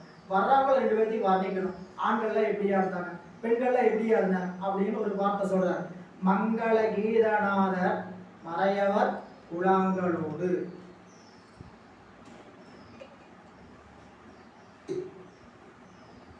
மங்கள கீதங்களை பாடிக்கொண்டும் சொல்லிக்கொண்டும் மறையவர்கள் கூட்டங்களோடு வருகின்றவர்கள் ஆண்கள். அந்த ஆண்கள் கூட்டம் எப்படின்னா தொங்கலும் விரையும் சூழ்ந்த மைந்தரும் துவங்கி. தொங்கல் மாலை வகை, தொங்கலும் தொங்கலும் விரையும் மாலையும் வாசனை மிகுந்த மாலையும் சூழ்ந்த மைந்தர்கள் ஆடவர்கள் பலரும் கூடி வந்தார்கள். அப்புறம் அடுத்து சொன்னார், சூதும் பங்கய முகையும் சாய்த்து பனைத்து எழுந்து. பெண்கள் வந்தாங்க கூட்டம். எப்படி வந்தாங்க ஐயா? சூதும் பங்கய முகை. இது ஏன் இப்படி சொல்லணும் சேக்கிழார் பெருமான் அப்படின்னா, இந்த அழகு என்று சொல்லக்கூடியதுல அந்த சூது எப்படி, சூது நடந்துங்க பார்த்தா மயக்கக்கூடிய ஒன்று. இந்த சூது எப்படி இருக்குன்னு கேட்டீங்கன்னா அந்த சிரிப்பான முகத்துல மயங்கிடும். புரியுங்களா? மங்கைய முகம், அது எப்படிப்பட்ட முகம்? சிரித்த முகம். அந்த முகத்தை இப்ப எப்படி சொல்றாங்க கேட்டீங்கன்னா சூதும் பங்கய முகையும் சாய். அப்படியே ஒரு சாட்சி சிரிச்சு பார்த்தாயா, சாட்சி சிரிச்சு பார்த்தா திரைப்படத்துல பார்த்தோம், அப்படியே சாட்சி முகத்தை சிரிச்சு பார்த்தா அப்படியே என்ன ஆச்சுன்னு எனக்கு தெரியும். இது என்ன? பங்கய முகையும் அந்த சூது. இதை நம்மளுடைய பட்டினத்தடிய சொன்னார், சூதுற்ற குங்கையும் மானார்கலவியும் போதுற்ற பூசனுக்கு என் செய்யலாம். சூதுற்ற கொங்கை அப்படின்னா நான் இருக்கிறதா சொல்லி ஆகணும். பெரியவர்கள் நம்மளுடைய ஐம்புலன் இன்பத்துல தவிர்க்க முடியாத விட முடியாத இன்பம் இந்த உடல் இன்பம், மெய் சார்ந்த இன்பம். இல்லை கண்ணை மூடி அமர்ந்தீங்கன்னா கண்ணினால் வர இன்பம் கொஞ்சம் கெட்டு போகும், வாயை அடக்கினீங்கன்னா வாயினால் வர இன்பம் கெட்டு போகும், காதை பொத்தனீங்கன்னா காது நாள், இப்படி எல்லாம் ஒவ்வொரு புலனுக்குள்ள ஒரு இன்பம் ஒரு நாள் இதாய். ஆனால் இந்த கட்டுப்படுத்த முடியாத ஒரு இன்பம் அப்படின்னு சொல்ல உயர், அதாவது சொன்னார் நம்மளுடைய வள்ளுவ பெருமான் சொல்லும் பொழுது, கண்டு கேட்டு உண்டு உயிர்த்து உற்று அறியும் ஐந்தும் உன்தோடி கண்ணே உல. 5 வகையான புலங்களுக்கும் இன்பம் ஒரு இடத்துல கிடைக்குமா அப்படின்னு கேட்டா கிடைக்கும். அது பெண்களின் இன்பம். அப்படி சொல்லிட்டு சொல்றாரு இங்க, சூதுற்ற கொங்கையும் ஆனார்கலவையும் இதையெல்லாம் செஞ்சு சாமி ஏன் இப்படி எல்லாம் கூட்டுறாரு கேட்டீங்கன்னா, தீதற்ற மன்னவன் சிந்தையுள் நின்று தெளிவதற்கோ காதற்ற ஊசியை தந்துவிட்டான் எந்தன் கைதலிலே. எனக்கு இந்த உலக வாழ்க்கையிலிருந்து தெளிவதற்காக கொடுத்த பொருள்கள் இந்த பொருள்கள். சரி அப்படி நினைச்சா அப்படின்னு சொல்ற, சூதும் பங்கைய முகையும் சாய்த்து பனைத்து எழுந்து அணியில் மிக்க குங்குமம் முலையினாரும். அப்படியே குங்குமம் தோர்ந்து சந்தனம் சாத்தி இருக்கக்கூடிய தனங்களை உடைய பெண்கள் கூட்டமும் பறந்து எழு கொள்கைத்து ஆய். அப்படி மணிவாசகரும் இந்த செய்தியை ஆணித்தரமா சொல்லியிருக்கிறார். புரியுங்களா? எய்த்திடை வருந்த எழுந்து புடை பறந்து ஈர்க்கிடை போகா இளமுலை மாதர்தம் கூத்தனையன கொள்ளையில் பிழைத்தும். எங்கிருந்து தப்பிக்க வச்சார் என்னை அப்படிங்கிற சொல்லும்போது சொல்லுவார், எத்தனை இடத்துல காப்பாற்ற மாதிரி இந்த இடத்துலயும் என்னை காப்பாற்றினான்னு சொல்லுவார். அப்படி எல்லாரும் கூடி கறந்தெழு கூட்டம் அப்படியே திருமண ஊர்வலம் எப்படி இருக்குங்க, மாப்பிள்ளை வராரு குதிரை வண்டியில அப்படின்னு கூட்டம் கூட்டமா வர்றாங்க. எல்லாம் ஜம்முன்னு திருமண ஊர்வலம் நடந்து கொண்டு இருக்கிறது. அப்படி வருகின்ற பொழுது அருங்கடி எழுந்த பொழுதில் ஆர்த்தவில் படைகளாலும் இரும்புடை மகரத்தாலும் இளங்குழி மணிகளாலும் நெருங்கிய பீலிச்சோலை நீர் தரங்கத்தாலும் கருங்கடல் கிளந்தது என்ன காட்சியில் பொழிந்ததன்றே. ஏங்க இந்த ஊர்வலம் எப்படி இருந்து தெரியுங்களா? கடல் போல இருந்தது. ஒரு கருங்கடல் புறப்பட்டு வந்தா எப்படி இருக்குமோ அப்படி. எப்படி சொல்றேன்? கடல்லாம் என்னென்ன இருக்கும்? அலை ஓசை இருக்கும், சரிங்களா? மணிகள் இருக்கும், முத்துக்கள் இருக்கும், சங்குகள் இருக்கும், இதெல்லாம் இருக்கும் இல்லையா? இந்த அத்தனையும் காட்டுறாரு பாருங்க. இந்த கருங்கடல் சொன்ன ஓமைக்கு என்னென்னலாம் சொன்னான்னு கேட்டீங்கன்னா, அருங்கடி எழுந்த போது அருமையான மன எழுச்சி. இது திருமண ஊர்வலம் சொல்லக்கூடாது, என்ன சொல்லணும்? திருமண எழுச்சி. நயாகரா அப்படியே நயாகரா உலகத்திலே உயர்ந்த நீரருவி கீழே விழுகுது. அதுக்கு பேர் என்ன சொல்றோம்? நயாகரா நீர் வீழ்ச்சி. கவிஞர் என்ன சொல்றாங்கன்னா, இதை நீர் வீழ்ச்சி என்று சொல்லாதீர்கள், நீர் எழுச்சின்னு சொல்லுறாங்க. இது விழுகிற வேகத்தை பார்த்து, அது விழுந்து எழுதுகிற வேகத்தை பார்த்து எப்படி நீர் எழுச்சி அப்படின்னா. இப்போ திருமண ஊர்வலமாயா வருது, கடல் புறப்பட்டு வருவார் என அருமையான திருமணத்தினுடைய கூட்டம். அப்படி வருகின்ற கூட்டத்தை பார்த்த போது ஆர்த்த வெள்வளைகள், கையில் அணிஞ்சிருக்கக்கூடிய வளைகள், வளையெல்லாம் அணிஞ்சிருக்கிறாங்க. இந்த வளையெல்லாம் சங்குக்கு உதாரணம், கடல் இருக்கக்கூடிய சங்குக்கு போவேன். அடுத்தது இருங்குலை மகரத்தால், குலை மகரம், மகரம் என்பது மீன், மீன் போன்ற காதணி அணிந்திருப்பதனால் மீன் கடல் இருக்கு. அப்புறம் அடுத்த இளங்கொழி மணிகள், மணிகள் கடல்ல கிடைக்கக்கூடிய முத்து போன்ற பவளம் போன்றவை எல்லாம் கிடைப்பதனால் மணிகளாலும் என்ன சொல்ற, நெருங்கிய பீலிச்சோலை நீர் நீல நீர் தரங்கத்தாலும். பீலிச்சோலை நீல நீர் தரங்கத்தால் அப்படின்னா, பீலிச்சோலைங்கிறது இந்த மயில் தோகை, மயில் தோகை வச்சுக்கிட்டு அந்த விசிறி வச்சுக்கிட்டு என்ன பண்றாங்க, அதனால அப்படியே வீசிட்டு வர. வரும்போது பார்த்தா அப்படியே கடல் அலை கிளம்பி. இது எப்படிப்பட்ட கடல்? அப்படியே கருங்கடல் கிளந்ததைய திருமண ஊர்வலம் புறப்பட்டு இரவு வந்து கொண்டிருக்கிறது. அப்படி புறப்பட்டு வருகிறார். வந்தபோது நெருங்கு தூரியங்கள் எங்க நிறைத்த சாமரைகள் பொங்க பெருங்குடை மிடைந்து செல்ல பிணங்கு பூங்கொடிகள் ஆட அருங்கடி மனம் வந்து எய்த அன்று தொட்டு என்றும் அன்பில் பருங்குளமரையோ புத்தூர் மனம் வந்த புத்தூர். ஆமா, இது வரைக்கும் அந்த ஊருக்கு பேர் என்ன? புத்தூர். இப்ப இருந்து அதுக்கு பேர் என்ன? மனம். ஏன் அப்படின்னு கேட்டா, இந்த கூட்டம் வந்து சேர்ந்ததனால, இந்த கூட்டத்தினுடைய பெருமையினால இந்த ஊருக்கு என்ன பேர்? மனம் வந்த புத்தூர் அப்படின்னு காட்டுற. அதான் சொல்றார், இந்த நெருங்கு தூரியங்கள், நல்ல வாத்தியங்கள் இசைத்து சாமரங்கள் எல்லாம் வீசிக்கொண்டு வர, பெரும் குடை நம்பியாருக்கு வெண்கொற்ற குடை பிடித்து கொண்டு வர, பிணங்கு பூங்கொடிகள் நல்ல தோரணங்கள் எல்லாம் ஆடி வர, அருங்கடி மனம் வந்து எய்த. திருமண நாள், அருமையான மன விழா நாள் வந்து சேர்ந்ததனால் அன்று தொட்டு, திருமண ஊர்வலம் வந்தீங்களா, அன்று தொட்டு என்றும் அன்பில் வரும் குல மறையோர் புத்தூர். அன்பில் வாழக்கூடிய மறையவர்கள் இருக்கக்கூடிய புத்தூருக்கு என்ன பெயர்? அன்று முதல் மணமந்தூர் புத்தூர். ஆமாம். நிறைகுடம் தூபம் தீபம் நெருங்கு பாலிகைகள் ஏந்தி நரைமலர் அருகு சுண்ணம் நரும்பொறி பலரும் வீசி உரைமலி கலவை சாந்தின் உருகுணல் தெளித்து வீதி மறையவர் மடவார் வள்ளல் மனம் வந்து மனம் எதிர்கொள்ள வந்தார். மாப்பிள்ளை அழைக்கிறதுக்கு எல்லைக்கு வந்துட்டாங்க. எப்படி வந்தாங்க? நிறைகுடம் தூபம் தீபம் பாலிகைகள். சரிங்களா? திருமணத்துக்கு வரவேற்புக்கு இன்னைக்கு திருமண வரவேற்புனா எங்கிருந்து இதுவரையும் திருமண வரவேற்பு மாப்பிள்ளைய விநாயகர் கோயிலிருந்து மண்டபத்தில் விநாயகர் கோயில், மண்டபத்தில் விநாயகர் கோயிலிருந்து உள்ள போட்டு போனா வேலை முடியுது. அப்படியே உறவினர்கள் நிறைய பண்றாங்க. ஆனா திருமண வரவேற்பு விருந்து செய்வாங்க. நீங்க இந்த கேரளா நாட்டு திருமண வரவேற்புலாம் பார்த்தீங்கன்னு வச்சுக்கோங்க, அந்த ஊர்ல இருக்கக்கூடிய கோயிலிருந்து அழைச்சிட்டு வருவாங்க. 100 பெண்களுக்கு மேல அந்த தென்னம்பாளை நெல்லில் வச்சு குத்து விளக்கு பிடிச்சிருக்கு. ஒரு 2 குத்து விளக்கு இல்லை, நிறைய குத்து விளக்கு பிடிச்சிக்கிட்டு அப்படியே திருமண ஊர்வலம் வருவாங்க. அப்படி இங்க நிறைய குடம் எதெல்லாம் ஒரு மங்கள நிகழ்ச்சியில இடம்பெற வேண்டியது அப்படின்னு கேட்டா நிறைய குடம், தூபம் தீபம் நெருங்கு முளைப்பாடிகள் ஏந்தி நரை மலர் அருகு சுண்ணம், என்னங்க சுண்ணப்பொடி, மஞ்சளப்பொடி சொல்லக்கூடிய சுண்ணப்பொடி இவையெல்லாம் வீசி, பிறகு நறும்பொறி பலவும் வீசி. பொறி வீசுறது, பொறி வீசுறது என்ன பொறிங்க? நெற்பொறி. புரியுங்களா? நெற்பொறி வீசுகின்ற வழக்கம் நல்ல நிகழ்ச்சிகள்ல உண்டு. புரியுங்களா? இன்னைக்கு அந்த வழக்கமே நம்ம இடத்துல இல்லை.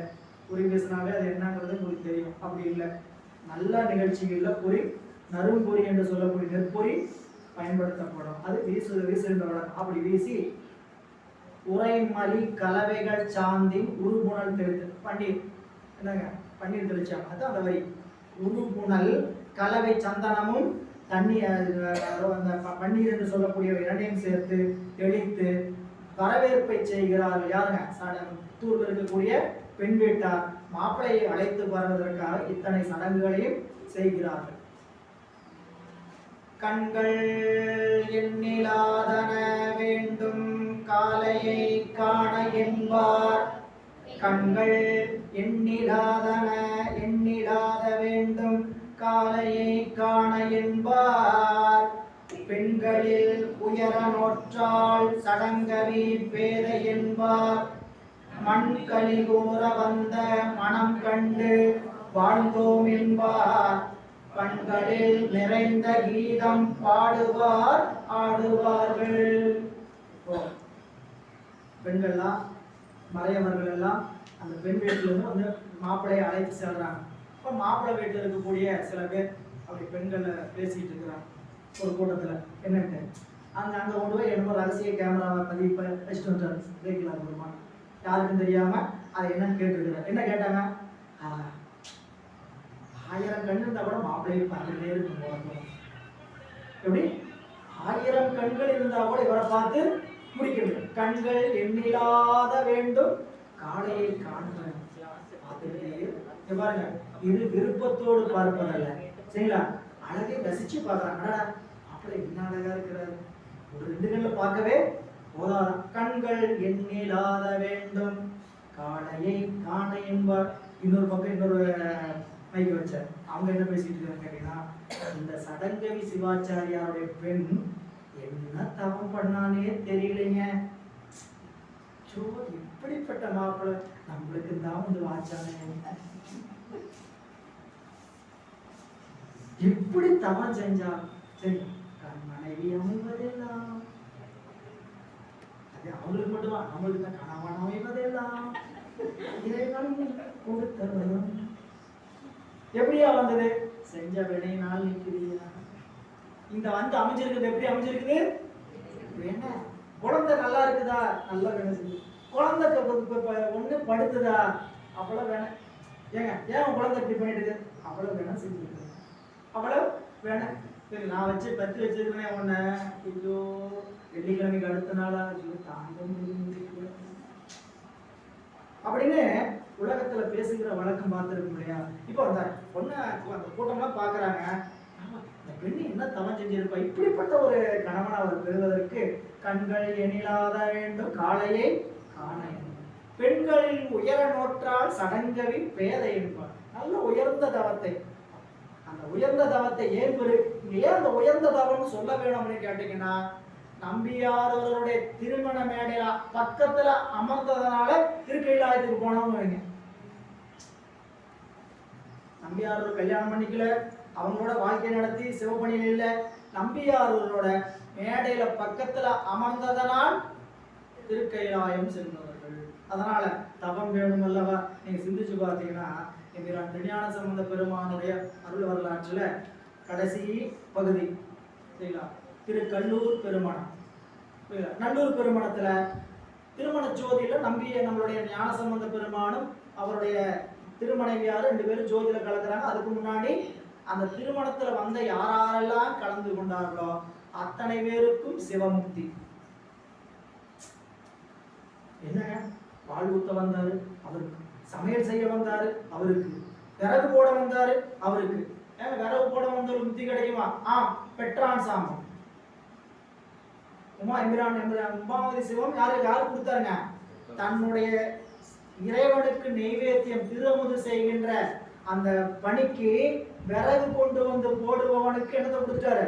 முத்தி கொடுத்துட்டாரு. இல்ல அப்ப இத்தனை பேருக்கு எப்படி முத்தி கிடைச்சது? நீங்க தீர்க்க வாங்கலைன்னா முத்தியே கிடைக்காதுன்னு சொல்றீங்க, 5 எழுத்து மந்திர உபதேசம் கிடைக்கலாம் முத்தியே கிடைக்காதுன்னு சொல்றீங்க. எப்படி உங்களுக்கு எல்லாம் கிடைச்சது அப்படின்னு கேட்டா, ஞான சம்பந்த பெருமான் அங்கு ஒரு திருப்பதிகம் பாடினார். என்ன பதிகம்? 5 எழுத்து திருப்பதிகம். காதலாகி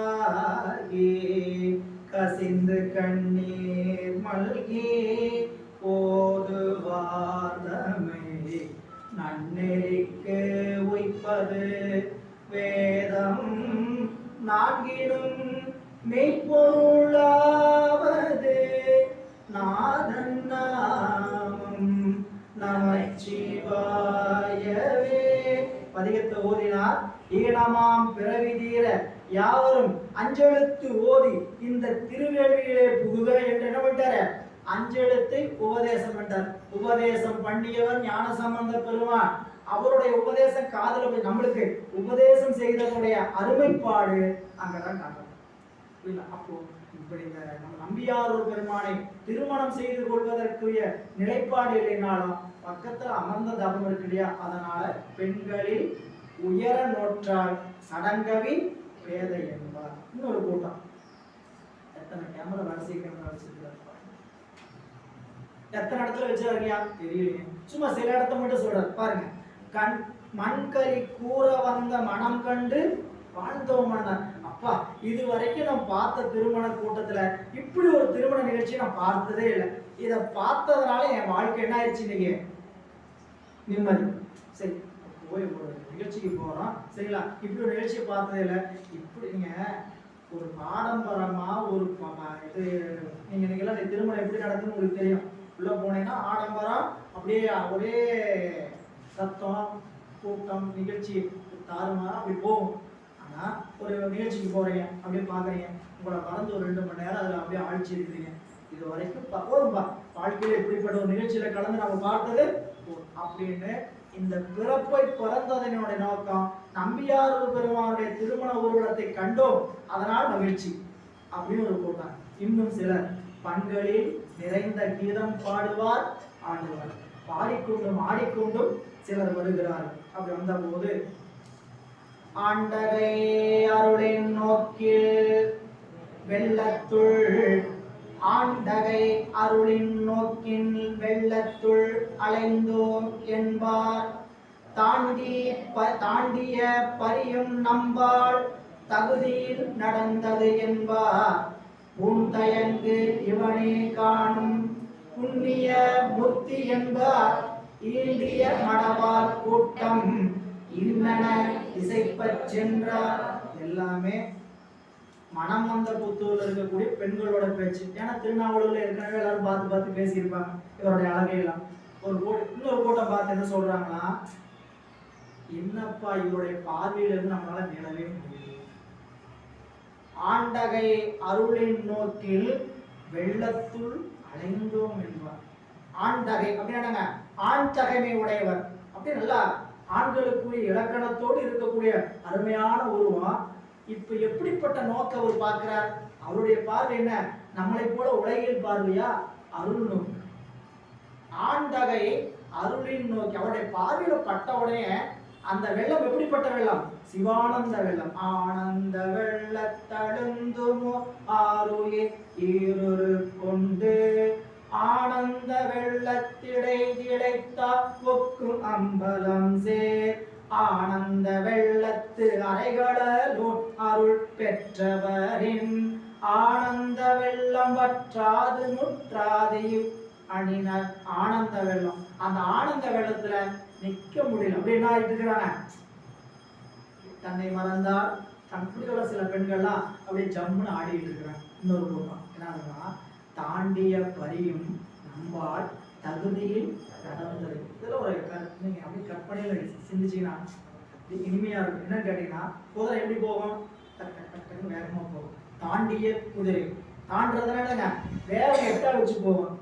இப்போ சாமி எது மேல வந்துட்டு இருக்கிறார், யோக புறவி, யோக குதிரை மேல வந்துட்டு இருக்கிறான்னு சொன்னீங்களா, அப்படி மாப்பிள்ளை குதிரை மேல வந்துட்டு இருக்கிறார். இந்த பெண்கள் ஒவ்வொருத்தரும் என்ன நினைக்கிறாங்களா, இந்த குதிரை வேகமா போக மாட்டேங்குது, எதுக்கு இவ்வளவு மெல்லமா என் பக்கத்துல வந்து போகும், சரிங்களா, சீக்கிரம் போக வேண்டியதான். நாங்க என்ன சொல்லுவோம், எதையாவது காட்சி பார்க்க நல்லா பார்க்கற ரசிக்க காட்சியா என்ன சொல்லுவோம், எதுக்கு இது இவ்வளவு வேகமா போச்சு அப்படிமோ, பிடிக்காத காட்சியா இது வேகமா ஓட்டினா கூட பரவாயில்ல. இப்போ ஒரு வகை இன்னொன்னு, இந்த குதிரை வேகமா தான் போகும், சரியா, நாம என்ன முன்னை தவம் செய்யறோம்னு தெரியல, நம்ம பக்கத்துல வந்து எப்படி போகுது,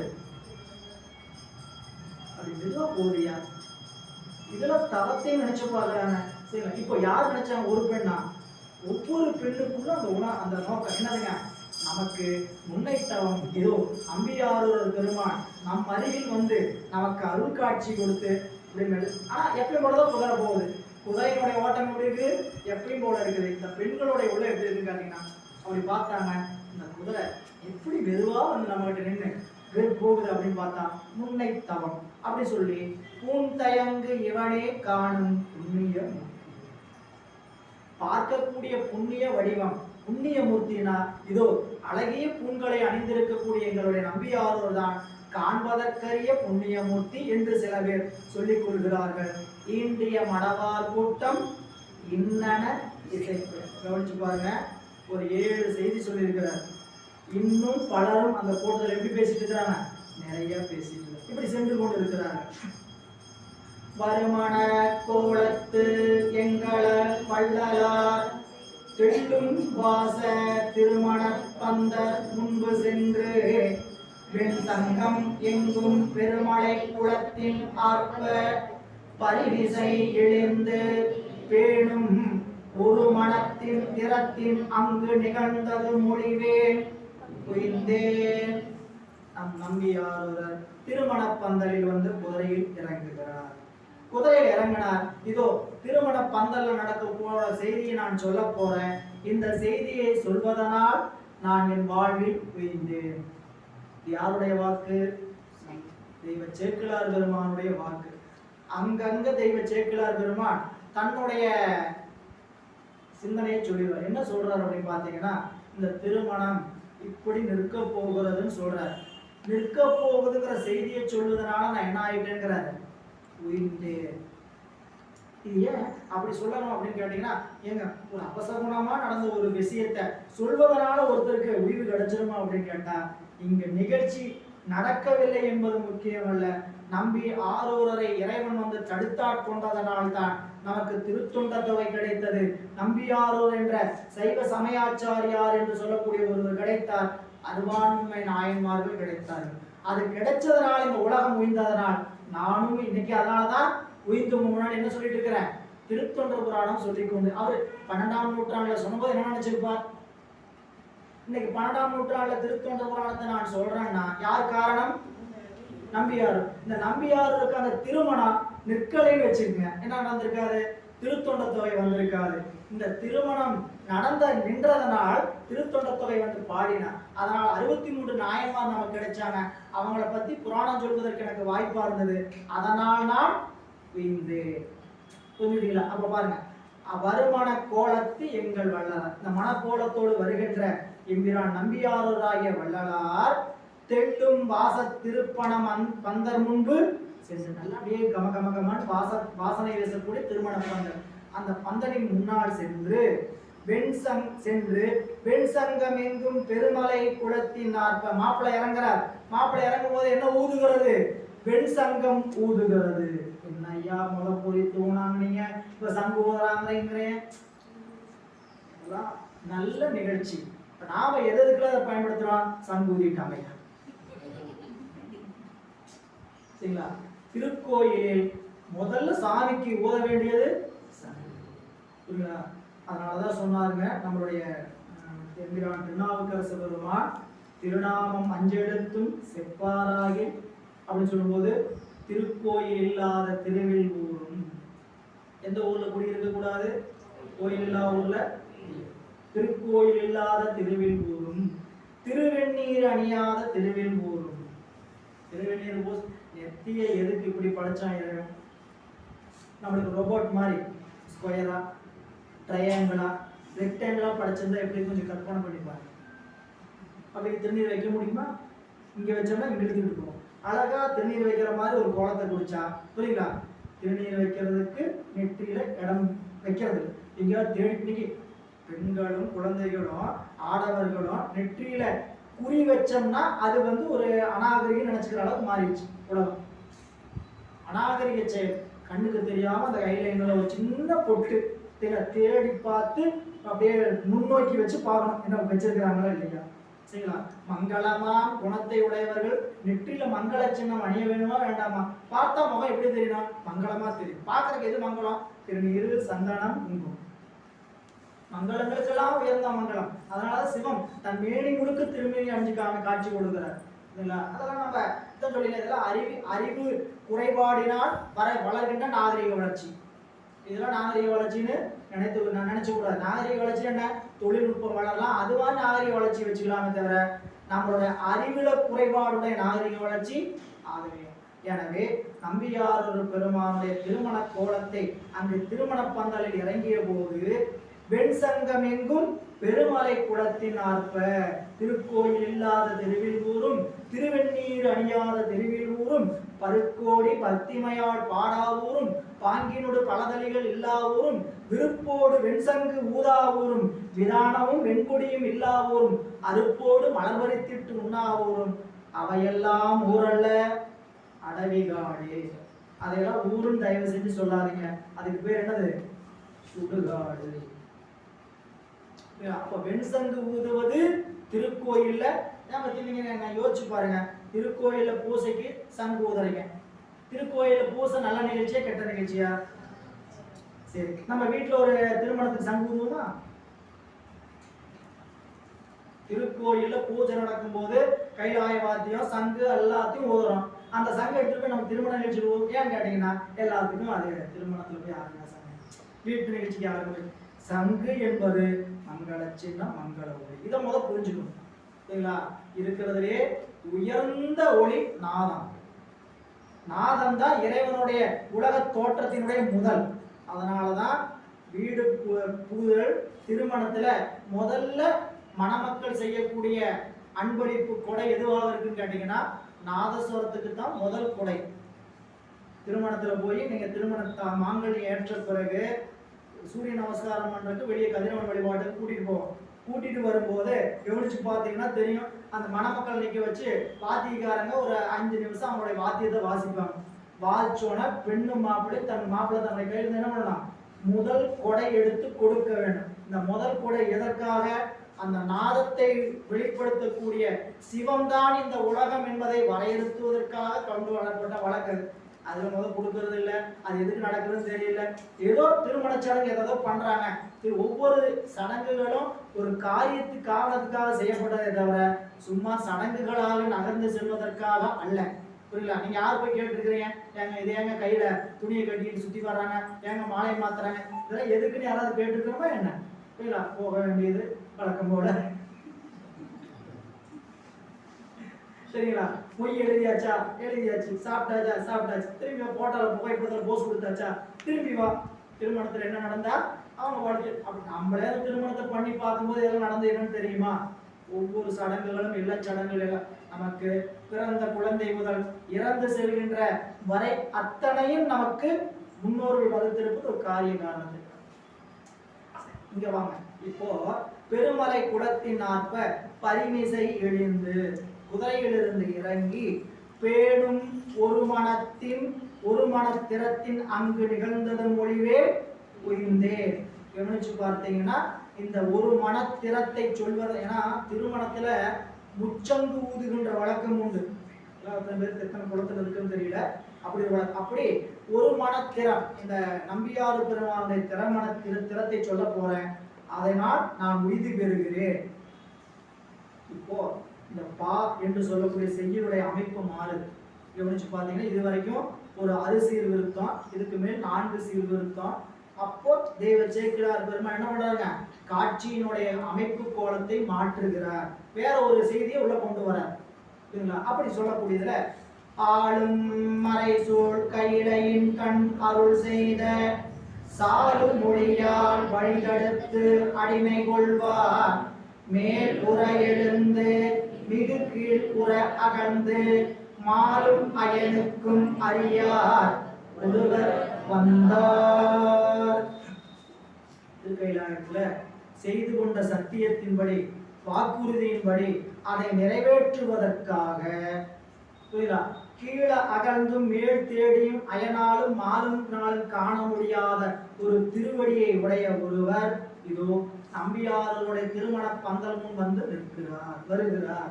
என்னையா அப்படின்னு கேட்டா, ஆளும் கையிலை, அது ஆளு மறை, மறைகள் ஆளு என்பது ஒலிக்கக்கூடிய சப்தம். ஆளும்னா ஆளும் என்பது சூரியன், அந்த ஒலிக்கக்கூடிய ஒலிக்கும் வேதம். ஆளும் மறை என்பது ஒலிக்கின்ற மறை, வேதங்களினுடைய ஒளி சூழ்ந்திருக்கக்கூடிய திருக்கைலாயம். திருக்கைலாயம் போட்டி திருத்தாண்டவர் படிச்சீங்கன்னா, ஓதாதே வேதம் உணர்ந்தாய் போற்றி, வேற்றாகி விண்ணாகி நின்றாய், இப்படி 13 படிச்சீங்கன்னா சுவாமி அந்த திருக்கைலாயத்துல வேதங்கள் சூழ்ந்து ஓதிக்கொண்டு இருக்கக்கூடிய சத்தம் கேட்கும் அப்படின்னு சொல்லி செய்தி சொல்லணும். அப்போ ஆளும் மறை கையிலை, வேதங்கள் ஒலிக்கக்கூடிய கையிலையின் கண் அருள் செய்த சாமி என்ன அருள் செய்தார்?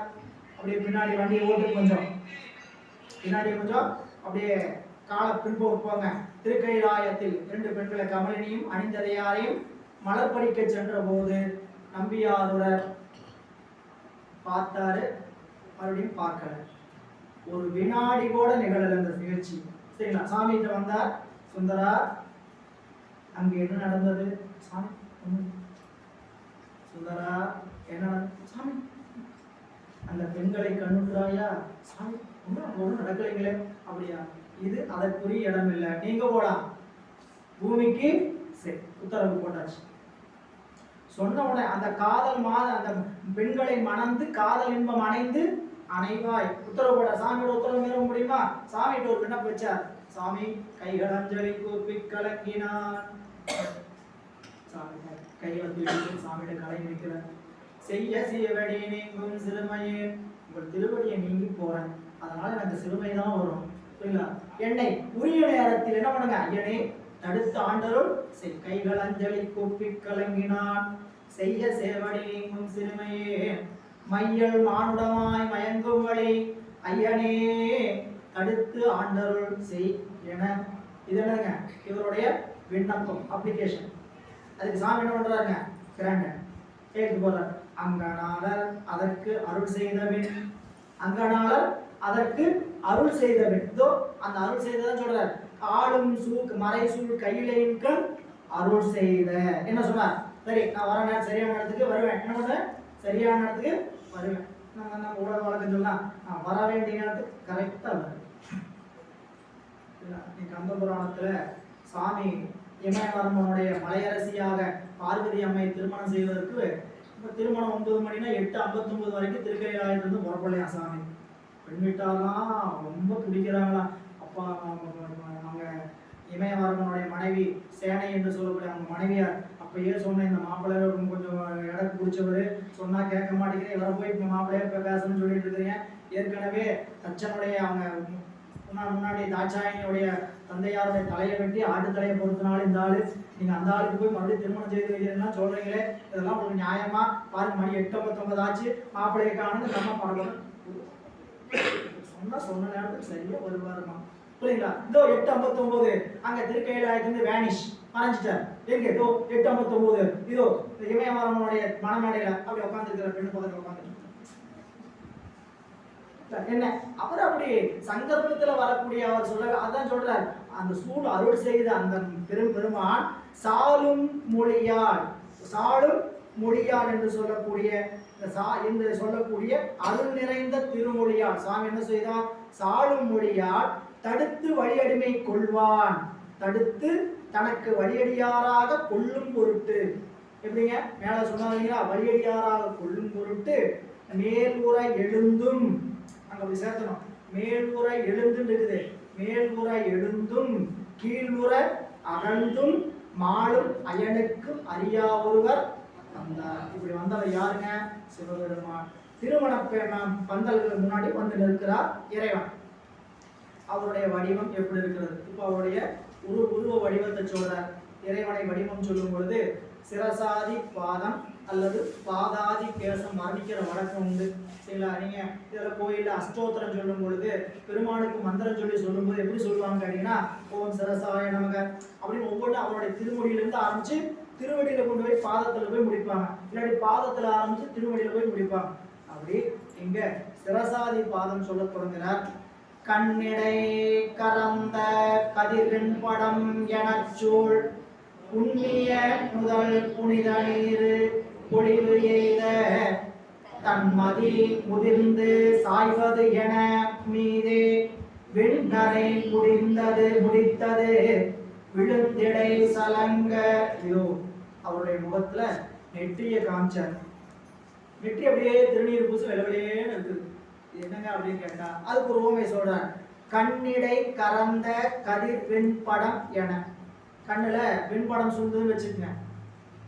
இது வந்துச்சு சொல்றீங்களா, படலம் வந்துருச்சு, புரை வந்துருச்சுன்னு சொல்றான். கண்ணுல கருப்பு என்ன பண்ணிருங்க, வெள்ளை மூடி இருக்கும். சரிங்களா? புரை விழுந்துருச்சு, நீங்க போய் ஆபரேஷன் பண்ணுங்க அப்படின்னு சொல்லுவாங்க, சிகிச்சை பண்ணுவாங்க. அதுபோல அப்படின்னாங்க கண்ணிடை கறந்த கதிர் வெண்படம் என சூழ் புண்ணிய நுதல் புனித நூல் பொழி. அப்படின்னா என்னன்னு கேட்டீங்கன்னா, நெற்றியில ஏற்கனவே ஒரு நெற்றிக்கண் இருக்குது. அந்த நெற்றிக்கண்ணை எது மறைச்சிருக்குது? இது திருநீர் மறைச்சிருக்கு. இது போல கண்ணிடை உள்ளே இருக்கக்கூடிய வெண்படம் போல நெற்றியில் இருக்கக்கூடிய நெற்றிக்கண்ணை திருநீர் மறைத்து சூழ்ந்திருக்க. அடுத்தது தலைமுடியை சொல்றேன். தலைமுடி கீழே விழுந்து அப்படியே தவழ்ந்து கொண்டு இருக்குது. கவனிச்சு பண்ணணும். நீங்க இதெல்லாம் ரசனையோட கவனிக்க வேண்டும். சரிங்களா? என்னமோ சொல்றாங்க புராணத்துல அப்படின்னு நினைக்காதீங்க. சாமியோடைய அழகு எப்படி இருக்கியா அப்படின்னு கேட்டா, இந்த முடி வெள்ளை வெள்ளையான்னு இருக்கு. புரியல? வெள்ளை வெள்ளையா நிக்கிறது நெற்றிக்கு நிக்கல, அப்படியே தவழ்ந்து நிக்குது. இல்ல அப்படி தவழ்ந்து நிக்கிறது அப்படியே காட்சியில பிடிச்சாரு நம்மள சேக்கிடார் பெருமான். பார்த்துட்டு அது அப்படியே தவழுதா, தலைக்கு பின்னாடி ஏதோ நிலா தவழ்ந்து போற மாதிரியே இருக்கு. பாருங்க, தன்மதி முதிர்ந்து, நிலா முதிர்ந்து கதிர் சாய்வது என, அதோடைய கதிர் சாய்ந்தால் எப்படி இருக்குமோ அதுபோல வெண்ணரை முடித்தது விழுந்திடை சடங்க அசைய. அப்படி தலையில் இருக்கக்கூடிய வெண்முடி, அவரும் மறையவர் கோலத்துல வர்றார், அவருக்கும் நீண்ட சடைமுடி. அந்த சடைமுடி எப்படி இருக்குன்னு கேட்டீங்கன்னா வெண்ணரை முடியாக அப்படியே அசைந்து வருகிறது. காதில் அணி கண்டிகை வடிந்த குழை தாழ சோதி மணிமார்பின் அசை நூலினோடு தோளின் மீது புனை குத்தறிய வெண்துயில் முடங்க ஆதவம் மறைக்குடை அணிக்கரம் விளங்க. காதுல வெண் குலை, அது எப்படி இருக்குது? நல்லா தாழ்ந்து. அப்படி என்ன ரொம்ப முன்னாடி போட்டிருந்தா என்ன ஆயிருங்க, காது பெருசா விழுந்து தொங்க ஆரம்பிச்சு. சரிங்களா? இன்னைக்கெல்லாம் பொட்டு தான் ஒட்டிக்கிறாங்க. கவலை ஏன் ஓட்டு போட்டா காது ஓட்டம் பெருசாயிருங்க. சரிங்களா? அதனால என்ன பண்ணக்கூடாது, தோடெல்லாம் பெருசாலாம் போடக்கூடாது. இல்லை, இந்த காலத்துல போட்டு தொங்கும், காது அப்படியே இது வரைக்கும் தொங்கிட்டு இருக்கும். தெரியும்? புரியல? சாமி இந்த குண்டி கண்டிகை கழுத்துல அணிஞ்சிருக்கக்கூடிய இது எப்படி இருக்குங்க, அதான் சொல்றாரு. காதில் அணி கண்டிகை அணிகலன், அது வடிந்த குலை தாள், அது தொங்கி கொண்டு. இதெல்லாம் அவருடைய வயதான தோற்றத்தை காண்பிப்பதை சொல்றார். அவர் இவ்வளவு வயது முதிர்ந்தவராக இந்த மண்டபத்துக்கு வர்றார். வந்து சோதி மணி மாதிரி அல்ல உடம்பு எப்படி இருக்குன்னு கேட்டீங்கன்னா தகன்னு மின்னுது. இல்லை, உள்ளுக்குள்ள சிவஞானம் பெருக பெருக உடல் சோதி வடிவம் பெறும். இல்ல, இப்ப சோதி மணி மார்பில் பூநூல் அசைய மேலே அப்படியே ஒரு துண்டு போட்டுக்கிறான். இந்த மறையவர்கள், வேதியர்கள், சிவாச்சாரியர்லாம் அவங்க துண்டு போடுற ஒரு ஸ்டைல் பார்ப்பீங்க. அப்படி ஒரு நடைபெறுங்க, அப்படி இப்படி குறுக்க போட்டு கையில் போட்டு பின்னால் போட்டிருப்பாங்க. புரியல? அப்படி போட்டு வரக்கூடிய தோட்டம் இதெல்லாம் நீங்க அப்படியே மனத்துல கற்பனை பண்ணணும். எப்படி இறைவன் வந்திருப்பார்? இதோ நெற்றியில திருநீர் பூசிட்டு தலையில அப்படியே வெண்முடி தொங்க அசைந்து கொண்டிருக்க, கழுத்துல வழிகுடை தாழ, உடம்புல பூணூல் வர, தோல் மேல துத்திரிய பட்டு துணியை தூக்கி போட்டுக்கொண்டு முடங்க ஆதவ மறைக்குடை அணிக்க. ஆதவம்னா சூரியன். சூரியனையே தன்னுடைய என்ன பண்ணிட்டாருங்க, குடையாக தாங்கிக் கொண்டு அப்படியே வருகிறார். வந்து பண்டிசரி கோவண உடை பழமை கூற கொண்டதோர் சலங்கள் உடை ஆர்ந்து அழகு கொள்ள வெண்துயில் உடன் குசை முடித்து விடு வேணு தண்டு ஒருகை கொண்டு களல் தள்ளு நடை கொள்ள. இப்போ பண்டி சரி கோவணம். பண்டி அப்படின்னா வயிறு. வயிற்றுல இந்த ஆடை என்ன ஆகலைன்னு கேட்டீங்கன்னா நிக்கல. இந்த வயதான இது ஒரு பிரச்சனை. கட்டுவாங்க, அடிக்கடி எடுத்து எடுத்து ஒரு கட்டு கட்டணும் இல்ல, இடுப்புல கட்டணும், அது என்ன ஆகாது, அவ்வளவு சீக்கிரம் சரியாது. இந்த வயிறு எல்லாம் போய் வத்தி போய் கிடக்கும், வயதாகி போய். அதனால இடுப்புல இருக்க துண்டு கட்டின வேஷ்டி கட்டினா இருக்காது. என்ன பண்ணலாம், பண்டி சரி கோவண உடை பழமை கூற. இவருடைய வயதும் இவர் பழமையான பழைய வேட்டி கட்டியிருக்கிறார். எது காட்டுதுன்னா, உடம்புல இடுப்புல கட்டின சேலை அந்த வேட்டி சரிந்து வருகிறது. சரிந்து வருவது கூற கொண்டதோர் சலங்கள் உடை ஆர்ந்து இசை ஆர்ந்து அழகு கொள்ள. சலங்கள்லாம் அசைதல். அப்படி அசைந்து வரக்கூடிய அந்த உடை அதுவே அழகு. ஏங்க, அது உடை கண்டு வருது, அதை அசைச்சுக்கிட்டு இப்படி மேல போட்டுட்டு வர்றதே அவருக்கு ஒரு அழகு. இப்படின்னு செஞ்சா அழகுங்க, அப்படின்னு செஞ்சா அழகுன்னு சொல்றோம். இன்னைக்கு நடந்தாலும் அழகு, சிரிச்சா அழகு. புரியுங்களா? சாமியை பார்த்து இப்படி சொல்லுங்க, எப்படி சொல்றாரு பாருங்க. அவர் ஆடை அணிந்து வரார், அது அசைந்து சரிகிறது, அதை பார்த்தா அது ஒரு அழகு. அழகு கொள்ள வெண்துயில் உடன் குசை முடிந்து விடு. இவர் ஒரு குச்சி கொண்டு வராருங்க. இந்த குச்சி எப்படின்னா, அந்த குச்சியினுடைய உச்சத்தை, அதாவது கையில ஒரு கையில ஆதவ குடை, இன்னொரு கையில குச்சி தாங்கி வருவதற்கான குச்சி.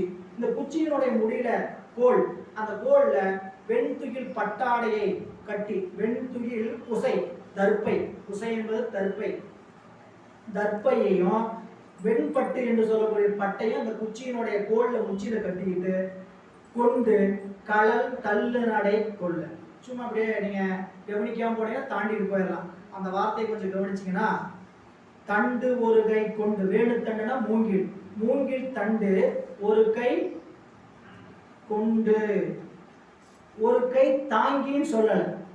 இப்படி வரவர் எப்படிப்பட்டவர், வரவர் எப்படிப்பட்டவர், ரொம்ப வயசானவர், ரொம்ப வயசான. கையில குச்சின்னு என்ன பண்ணுவாரு, சாமியை ஒரு பொருள் தாங்குச்சுன்னு சொன்னா எவ்வளவு குற்றமாயிருக்கு, புரியல? அதனால என்ன சொல்லிட்டாரு, வேணு கைத்தண்டு ஒரு கை கொண்டு தாங்கின்னு சொல்லல, கொண்டு பிடிச்சுக்கிட்டு வந்தார். இங்கேயும் அப்படித்தான். நீங்க பின்னாடி அவர் திருவெண்ணிநல்லூருக்கு போவார், இவரை கூப்பிட்டுட்டு என் ஊருக்கு வா, நீங்க கிளம்பலான்னு சொல்லி கிளம்பும் போது கையில வேகமா, நீங்க அப்படியே செல்வர் படத்துல பாத்தீங்கன்னு வச்சுக்க, திரைப்படத்துல அப்படியே சாமி அந்த வேடத்துல போகும்போது கையில என்ன குச்சி வேகமா தாங்கிட்டு போக மாட்டார், டப்பு டப்புன்னு ஆடி வேகமா போவார். இதுதாங்க புராணத்தை படிச்சு உண்மையா செய்யறது. அப்படி வேணு தண்டு ஒருகை கொண்டு கடல் தள்ளு நடை கொள்ள. நடக்கிறது அசைவு எப்படி இருக்குல்ல, வயதான தோற்றத்தோடு அசைந்து செல்கிறார். மொய்த்து வளர் பேரழகு முத்த வடிவேயோ அத்தகைய மூப்பு எனும் அதன் வடிவமேயோ மேய்த்த நெறி வைதிகம் விளைத்த முதலேயோ இத்தகைய வேடம் என ஐயமுற எய்தி.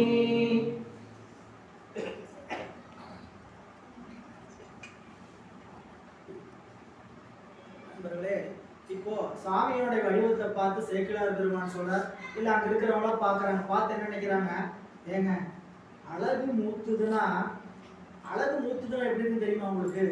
இது அழகுங்க, அழகுக்கு வயசாச்சுன்னு எப்படின்னு தெரியுங்களா? பார்த்ததுலேயே ஏதோ ஒருத்தர் நிற்கிறார் பாருங்க, அழகு வயதானா இப்படித்தான் நிற்கும். இன்னொரு அடுத்த வார்த்தை சொல்றாரு, ஏங்க வயதானவங்க அழகா இருக்க முடியுமா?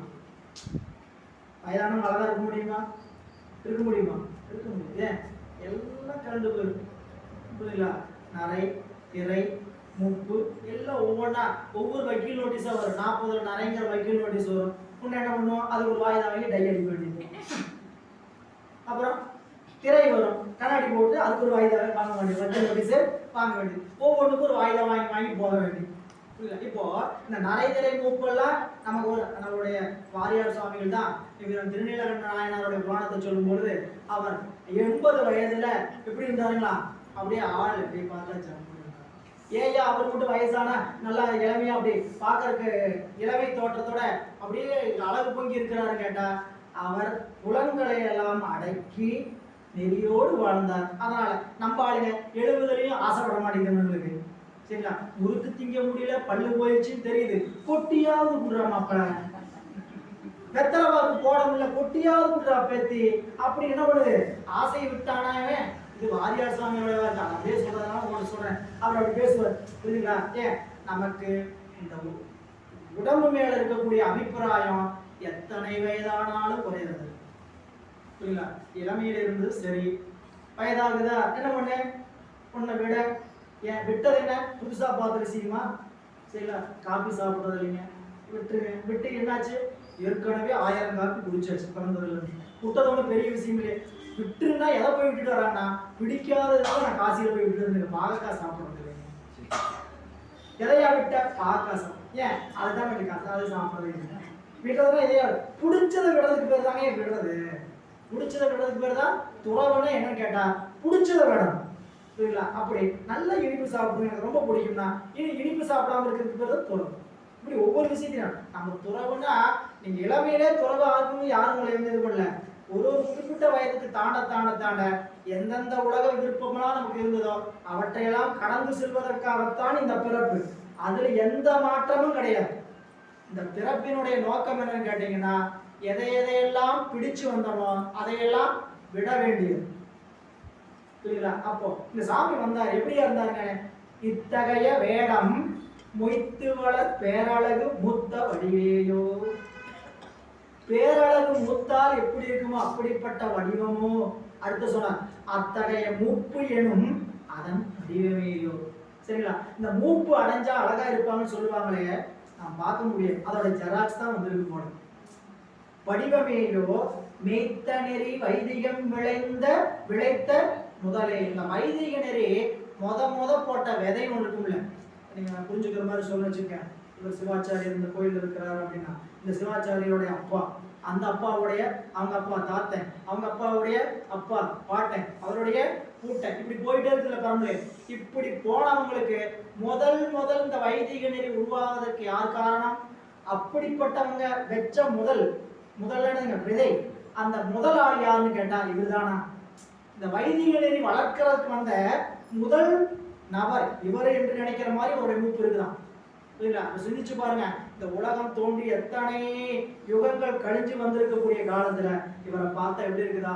வைதிக நெறி விளைத்த முதலேயோ, மெய்த்த நெறி வைதிகம் விளைத்த முதலேயோ என ஐயமுற ஏறி. இப்படி ஒவ்வொருத்தரும் சந்தேகப்படும்படியான தோற்றத்தோடு திருமேடையின் முன்பாக நம்மளுடைய பெருமான் வந்து நிற்கிறார். வந்து திருமாமரை மனத்தொழில் தொடங்கும் பந்தலிடை நம்பி எதிர் பண்ணு சபை முன்னின்று இந்த மொழி கேள்மின் எதிர்கள் எதிர் யாவர்களும் என்றார் முந்தை மறை 1000 மொழிந்த திருவாயார். இப்போ இந்த திருமணம் நடக்கக்கூடிய பந்தலுடைய மனத்தொழில் தொடங்கக்கூடிய முன்பாக வந்து என்ன, இதோ 9 மணிக்கு தாலி கட்டணும், 8:45 8:50 மந்திரங்கள் முழங்கிக் கொண்டிருக்கிறார்கள், வேதங்கள் சொல்லிக் கொண்டாங்க, வாத்தியங்கள் வாசிச்சுட்டு இருக்கிறாங்க. அப்படி வாசிச்சுட்டு இருக்கக்கூடிய இடத்துக்கு நடுவுல வந்து நின்று ஒரு வேகமான ஒரு சத்தம், எல்லாம் திருமணத்தை நிறுத்தவும். திரைப்படத்தெல்லாம் பாத்தீங்கன்னா கையால் நிறுத்துங்க அப்படின்னு சொல்ற மாதிரி சாமி வந்து என்ன பண்ணாங்களா, இந்த மொழி யாவர்களும் கேள்மீன்கள். இந்த சத்தத்தை எவ்வளவு உரைப்பா சொல்லியிருப்பான்னு யோசிச்சு பாருங்க. அந்தவர் வயசானவர், திருமண நிகழ்ச்சி நடந்துட்டு இருக்குது. எப்படிப்பட்ட திருமண நிகழ்ச்சி? 10 செட்டு மேல வாத்தியம் புரியுங்களா, மந்திரம் அப்படியே மறைவரெல்லாம் முழங்கிட்டு இருக்கிறாங்க. இந்த சத்தத்துக்கு நடுவில் இவர் சொல்றது கேட்குமா? நைக்கு வச்சு பாடனாவே நம்ம கேட்க மாட்டேங்குது புரியுங்களா. இந்த சத்தத்துல அவர் எப்படி சொல்லியிருப்பார், இந்த மொழி யாவரும் கேள்மீன்கள். சாமி அவ எவ்வளவு உறக்க சொல்லியிருப்பார். இப்படிப்பட்ட ஒருத்தர் வந்தோடனே எல்லாருடைய அட்டென்ஷன் யார் மேல போயிருக்கோம்? இவர் ஏன் எங்க இந்த ஆள் குறுக்க வந்து இருக்கிறாரு, சம்பந்தம் கல்யாணத்துக்கு பந்தலுக்கு நடுவில் வந்து நிற்கிறாரு இந்த ஆளு, நினைக்க மாட்டோமா இல்லைங்களா? அப்போ சொல்றாரு வந்து திருமாமரை மனத்தொழில் தொடங்கும் பந்தலிடை, மனத்தொழில் தொடங்கக்கூடிய பந்தல் நடுவில் நின்று நம்பி எதிர், நம்பியாருக்கு எதிராக பண்ணு சபை முன்னு நின்று, திருமணம் நடக்கக்கூடிய சபைக்கு முன்னால் நின்று முந்தை மறை 1000 மொழிந்த திருவாயார் இந்த மொழி கேள்வியின் எதிராவர்களும் என்ற அந்த வரி அப்படி மாத்தி பொருள் முடிக்கணும். தன்னுடைய திரு வாய் எப்படிப்பட்ட வாயின்னு கேட்டீங்கன்னா, முந்தை மறை 1000 மொழிந்த வாய். சுவாமி தான் வேதத்தை உலகுக்கு கொடுத்தவர். கூப்பிட்டு பிரம்மாவுக்கு வேதத்தை ஓதி கொடுத்தவர் யார்? சிவம். அப்படிப்பட்ட முந்தை மறை 1000 மொழிந்த அந்த திருவாய் என்ன சொல்லுங்களா, இந்த திருமணத்தை நிறுத்துங்கள், எல்லாரும் நான் சொல்றது கேளுங்க, இந்த மொழி யாவர்களும் கேள்வின்கள் என்று என்றான் அப்படி சொல்றார். சொன்ன போது என்று உரை செய்ய அந்தனா, என்று உரை செய் அந்தனனை எண்ணில் மறையோரும் மன்றல் வினை மங்கள மனங்கள் அணையானும் நன்று உமது நல்வரவு நங்கள் தவம் என்றே நின்றதே இவன் நீர் முனிமின் நீர் மொழிவது என்றார். இப்படி வந்து சொன்னவர் இப்படிப்பட்ட ஒரு வார்த்தை சொன்னா, திருமணம் நடக்கக்கூடிய நேரத்தில் ஒருத்தர் வந்து இப்படி நான் சொல்றதை கேளுங்கன்னா கொஞ்ச நேரம் பேசாம போய் ஓரமா உட்காரு, கல்யாணம் முடிவிட்டு எதா இருந்தாலும் பேசிக்கலாம், பேச்சு வரும், பேச முடியாது. ஆனா அங்க இருக்கக்கூடிய எல்லோரும் அமைதியானா, மணமேடையில் இருக்கக்கூடிய நம்பியாளர் சொன்னார்னா, உங்களுடைய வரவு எங்களுடைய நல்வரவு, உங்களுடைய வரவு நன்று உமது நல்வரவு நங்கள் தவம். அடியார்கள் ஒவ்வொருத்தரும் நாங்கள் நம்மளுடைய வீட்டுக்கு முன்னாடி எழுதி வைத்திருக்க வேண்டிய வாசல், நம்ம வீட்டுக்கு அடியார்கள் வர்றது தவம். நம்மளை காண்பதற்கு சிவம் வருவது தவமோ இல்லையோ, ஆனால் சிவனடியார் வருவது மிகுந்த தவம். இதையெல்லாம் நீங்க அப்படியே திருவாரூர் பெருமானுடைய தொண்டு செய்யக்கூடிய அந்த அன்புக்கு இறைவன் எப்படி வந்தார் அப்படிங்கிறத பார்க்கும்போது தெரியும். இப்போ நம்பியார் சொல்றார், நன்று உமது நல்வரவு நங்கள் தவம். யார் சொல்றார்?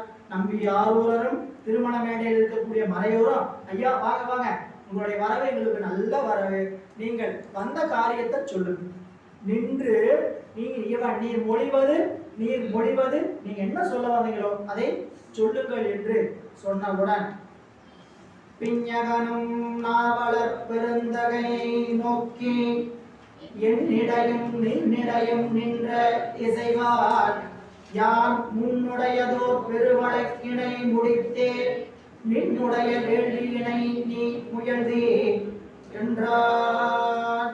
இவர் பிஞகனாகிய இறைவன் நம்பியாரூர் பெருமானை பார்த்து, உனக்கும் எனக்கும் 2 பேரும் ஒத்துக்கொண்ட ஒரு வழக்கு இருக்குது, அந்த வழக்கை முடித்துவிட்டு உன்னுடைய திருமணத்தை நீ செய்து கொள்ளலாம். இது எப்படிப்பட்ட வழக்கு?